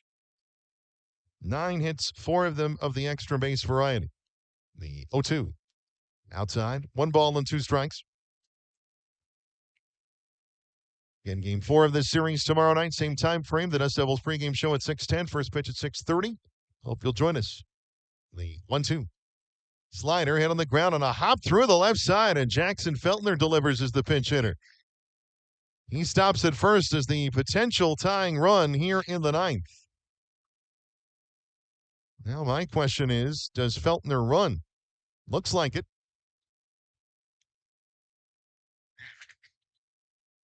So he sends one through the left side. Exactly what Mark Reed was looking for. And now designated hitter J.J. DeRazio to the plate. 4-3 Dust Devils in the 9th. First pitch to DeRazio. Fastball outside. Tailing away 1-0. At the 11th hit of the game for Hillsboro. Tri-City has only 4, but it's the run column that matters. And Tri-City up 4-3 there. The 1-0. That fastball in there. On the outer half, strike 1. J.J. DeRazio is 0 for 3. He has struck out thrice. Twice swinging, once looking. The 1-1. Fastball hit on the ground is short. Vera to second for 1. Throw to first in time. Double play. 6-4-3. The potential tying run erased. 2 outs in the 9th. And Vera's first ball at short looked like he maybe had just a little bit of an issue with it, but he was able to adjust and get the ball there in time. And now Anderson Rojas is the last man standing in the way. 4-3 Tri-City, 2 outs in the 9th. First pitch, a swing and a miss at the slider, 0-1. Tri-City turned 4 double plays in last night's game. The 0-1. Another slider, swing and a miss, 0-2. And just like that, The Dust Devils have the Hops down to their final strike. As Rojas takes a moment. He's had a good night at the plate, 2 for 4, and was robbed of a hit earlier. The 0-2. Slider, low and away. Rojas laid off at that time. 1 ball and 2 strikes. Tri-City trying to get back above 500 with a win total trying to match the back of the jersey. And A.J. Block's 18, the 1-2. Fastball swing and a miss. Strike 3. It's over. A.J. Block gets 7 outs. And the Tri-City Dust Devils defeat the Hillsboro Hops tonight by a final score of 4-3. The record is now 18-17. For the Dust Devils, Hillsboro falls to 21-15. Tri-City leads this series 2-1 with Game 4 coming up tomorrow night. No runs for the Hops in the ninth on a hit, no errors, and nobody left. And again, this one is in the books with the final score, the Tri-City Dust Devils 4, the Hillsboro Hops 3. With that, we will come back with the post-game show. We'll get you the final totals. We'll recap this game, have a look at the scoreboards, and prepare you for the upcoming Game 4 tomorrow night. Very interesting game tonight, and the Dust Devils take it by a final score of 4-3. The Tri-City Dust Devils post-game show is next. Everybody knows you shouldn't retire until you're 65. Buying a house? 20% down or nothing, bud. It's easy. Put your money into savings and never touch it. There's a lot of questionable money advice out there. For financial knowledge that can help you reach your version of success, come to Gisa Credit Union. We can walk you through everything you need to feel confident about your finances. There's a healthier approach to money. Find it at Gisa Credit Union. Gisa is an equal opportunity lender. Living a healthy life is built on a foundation of good habits. Nourishing food, plenty of sleep, regular exercise, and for women, getting a breast cancer risk assessment by age 25 and annual mammograms starting at 40. At Inland Imaging, we've doubled the capacity of our Kennewick Center to make it twice as easy to take care of your health. Schedule your annual screening today. Call 509-374-4030 or visit inlandimaging.com/scheduling-TC. Hey fans, catch the excitement of minor league baseball with the Bally Sports Live app. Watch your favorite team or scout the top prospects. Every game live all season long. Strike 3! You're out! Plus, stream the Savannah Bananas and emerging fight sports to keep the action going. Best of all, it's totally free. No credit card required. Download the Bally Sports Live app today on your phone or connected device. Who's on first? At Tri-Cities Community Health, you come first. Your local community health center for over 40 years, our experienced team of medical, dental, and behavioral health specialists provide personalized care tailored to your individual needs. TCCH pharmacies are located in Pasco, Kennewick, and Richland, offering free prescription delivery. You'll always receive the highest level of care in a timely manner, regardless of your financial situation. Our teamwork means better care and better health, and the ultimate winner is you. Make Tri-Cities Community Health your home base for all of your healthcare needs. Go to mytcch.org to schedule an appointment or learn more. The Hampton Inn Suites Pasco Tri-Cities Hotel provides a home away from home retreat while you stay in Washington. Wake up to a free hot breakfast after a restful sleep on a clean and fresh Hampton bed. Plan your next adventure using the free Wi-Fi in your room or throughout the hotel, and unwind in their indoor saltwater pool and hot tub. They're close to the track center for meetings, concert, and sporting events. Visit Gisa Stadium to watch the Tri-City Dust Devils. For reservations, call 509-792-1660 or stop by 6826 Burden Boulevard in Pasco. Call Abadan today for your business technology needs. From copiers to high-capacity print production, Abadan has you covered. Find out why they've served the Mid-Columbia since 1953. Call 509-946-2033. Abadan. Feel connected. Time now for the Tri-City Dust Devils postgame show. With the final totals and a recap of the game, once again, here's Doug Taylor. The Tri-City Dust Devils defeat the Hillsboro Hops tonight by a final score of 4-3 here at Gisa Stadium. And the Dust Devils lead the series 2-1 as a result, with games 4, 5, and 6 still to come over the weekend. The pregame or postgame show, make it pregame show done long ago. The postgame show on now here at DustDevilsBaseball.com and the MILB app. The final totals right now. For the Dust Devils, 4 runs, 4 hits, 1 error, 10 runners left on base. For the Hillsboro Hops, 3 runs, 11 hits, no errors, 8 runners left on. Sam Ryan is the winner for the Dust Devils. In relief, he goes an inning and a third scoreless, a walk, 2 strikeouts. His first decision of the year, 1-0.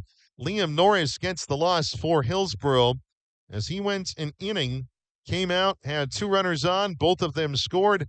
He charged with them, and so he gets the loss, falling to 1-1. A.J. Block, what more can you say? Another great performance, a 7-out save, his 9th save of the year in 10 tries. The game played in 2 hours and 44 minutes. The official attendance tonight, 1,195, 5 shy of 1,200.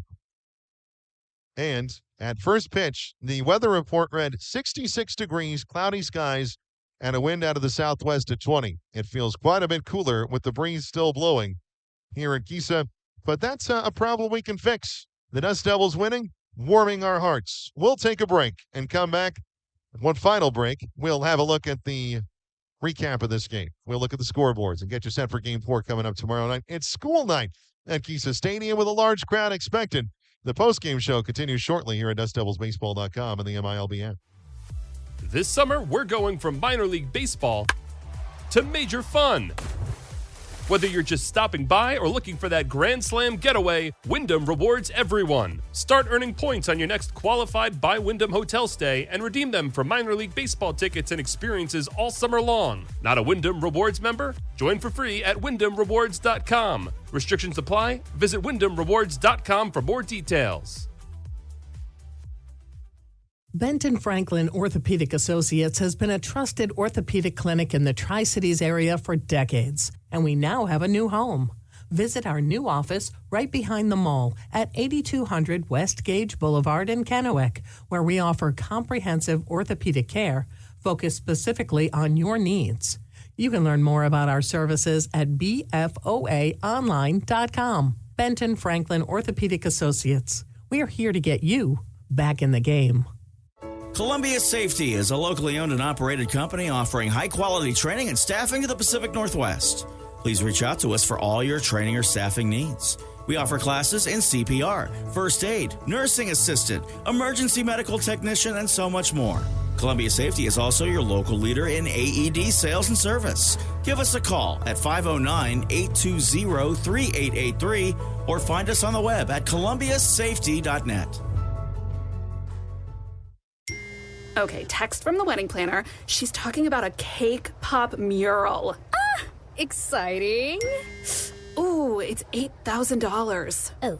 I don't know, we're trying to save for a house. Well, you only get married once. Or twice. 3 times tops. There's a lot of bad money advice out there. For knowledge you can trust, come to Giza Credit Union. Whether it's saving for the wedding or everything that comes after, we can help get you where you want to be. Find a healthier approach to money at Giza. Most women will never experience breast cancer. But for the 1 in 8 who does, early detection can mean the difference between life and death. Catching cancer early means more options while the disease is easier to treat and cure. If you're a woman over 40, you can schedule your annual exam yourself. It's easy. Just call Inland Imaging at 509-374-4030. Don't put it off. Call to schedule your screening mammogram today.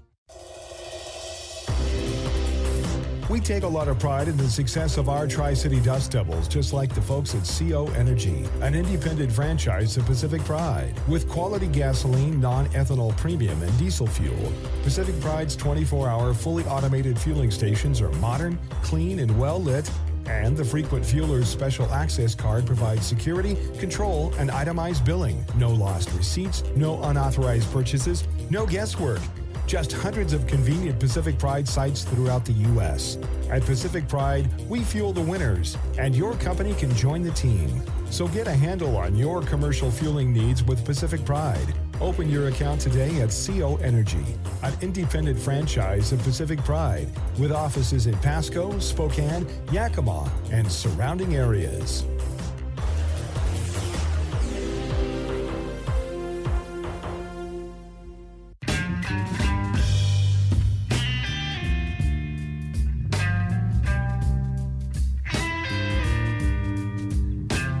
Tri-City 4, Hillsboro 3, the final tonight here at Kisa Stadium. And let's tell you how it happened in this final segment of the post-game show.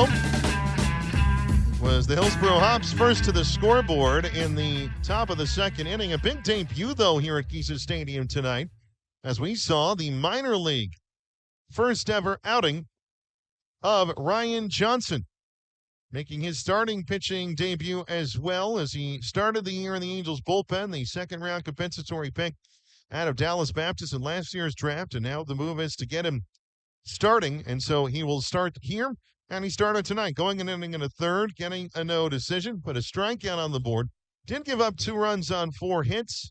In the end, though, those runs in the second inning would not be a factor in any sort of decision, and again, he gets a no decision tonight. So Hillsboro getting those 2 back-to-back doubles by Kenny Castillo and Ben McLaughlin, making it a 2-0 Hops lead. Tri-City playing from behind, but they would get 2 runs right back. Starter Daniel Egan for Hillsboro running into all sorts of troubles with his control and command. He walked 3 in a row. Ryan Nicholson, Matt Cooney, and Arol Vera, so the bases loaded with nobody out. After a pop-out, you then had a strikeout, but in between there, you had a balk as well and a wild pitch. So you put it all together, 4 walks in the inning, 2 runs in. It was tied 2-2. It would stay that way all the way to the 6th. Orion Marchenko throwing 4 innings. He gave up a run on 5 hits. That run was in the 6th as Hansel Luis with an infield single. Then he moved to second on a wild pitch. And then right behind him, Anel Ortiz, an RBI single up the middle. That bringing home Luis to give Hillsboro a 3-2 lead. So the Hops retaking the lead, but the Dust Devils then taking the lead for the first time and never giving it back in the bottom of the 6th on a clutch 2-out single to right by Adrian Placencia. Hard enough grounder that it got just past the second baseman Christopher Tureen. That scored Arol Vera and Joe Redfield, who had reached via single and walk. Or should I say, beg your pardon, Randy DeJesus, who pinch hit in that spot. So it was DeJesus. Redfield ended up going 0 for 2 on the day. Those 2 scoring 4-3 Tri-City. Then in the 7th, Hillsboro putting together a little bit of a threat.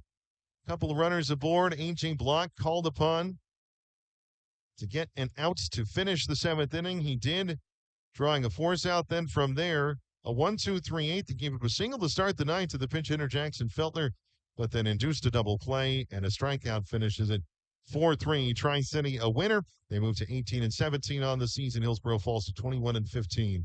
Sam Ryan the winner, Liam Norris the loss, and A.J. Block his 9th save. Let's look at the scoreboards. In the Northwest League, 1 game concluding, and again, the Spokane Indians victorious as they're now 4 above 500 via a 7-3 defeat of the Eugene Emeralds tonight. So the Indians are now within a game of first. Meanwhile, top of the 9th inning in Vancouver, Everett leading Vancouver 5-3. As a game that was a 1-1 tie in the 5th, Everett then led 2-1, then 5-1, but the Canadians getting 2 back to make it interesting. Now they're trying to hold it there and rally at Nat Bailey Stadium, so we'll wait on the conclusion of that one. Not on this broadcast. You can chase that one down yourselves. Maybe it'll be an interesting one. You never know. Looking at the Angels affiliate scoreboard tonight in the Arizona Complex League, the Angels defeating the Royals in a 7-inning game, 4-3 the final. It's 7 or 9 depending on the schedule. And so the Angels defeating the Royals 4-3. The Arizona Angels 7-3 so far to start the year. Looking through their box score, no former Dust Devils involved there, either on the hitting side or on the pitching side. At single A, Rancho Cucamonga over Inland Empire 9-5. Rancho Cucamonga is 26-10 to start the year. Inland 12-24. Jorge Ruiz 1 for 4 with an RBI. Kevin Brueggemann 1 for 2, played first base tonight.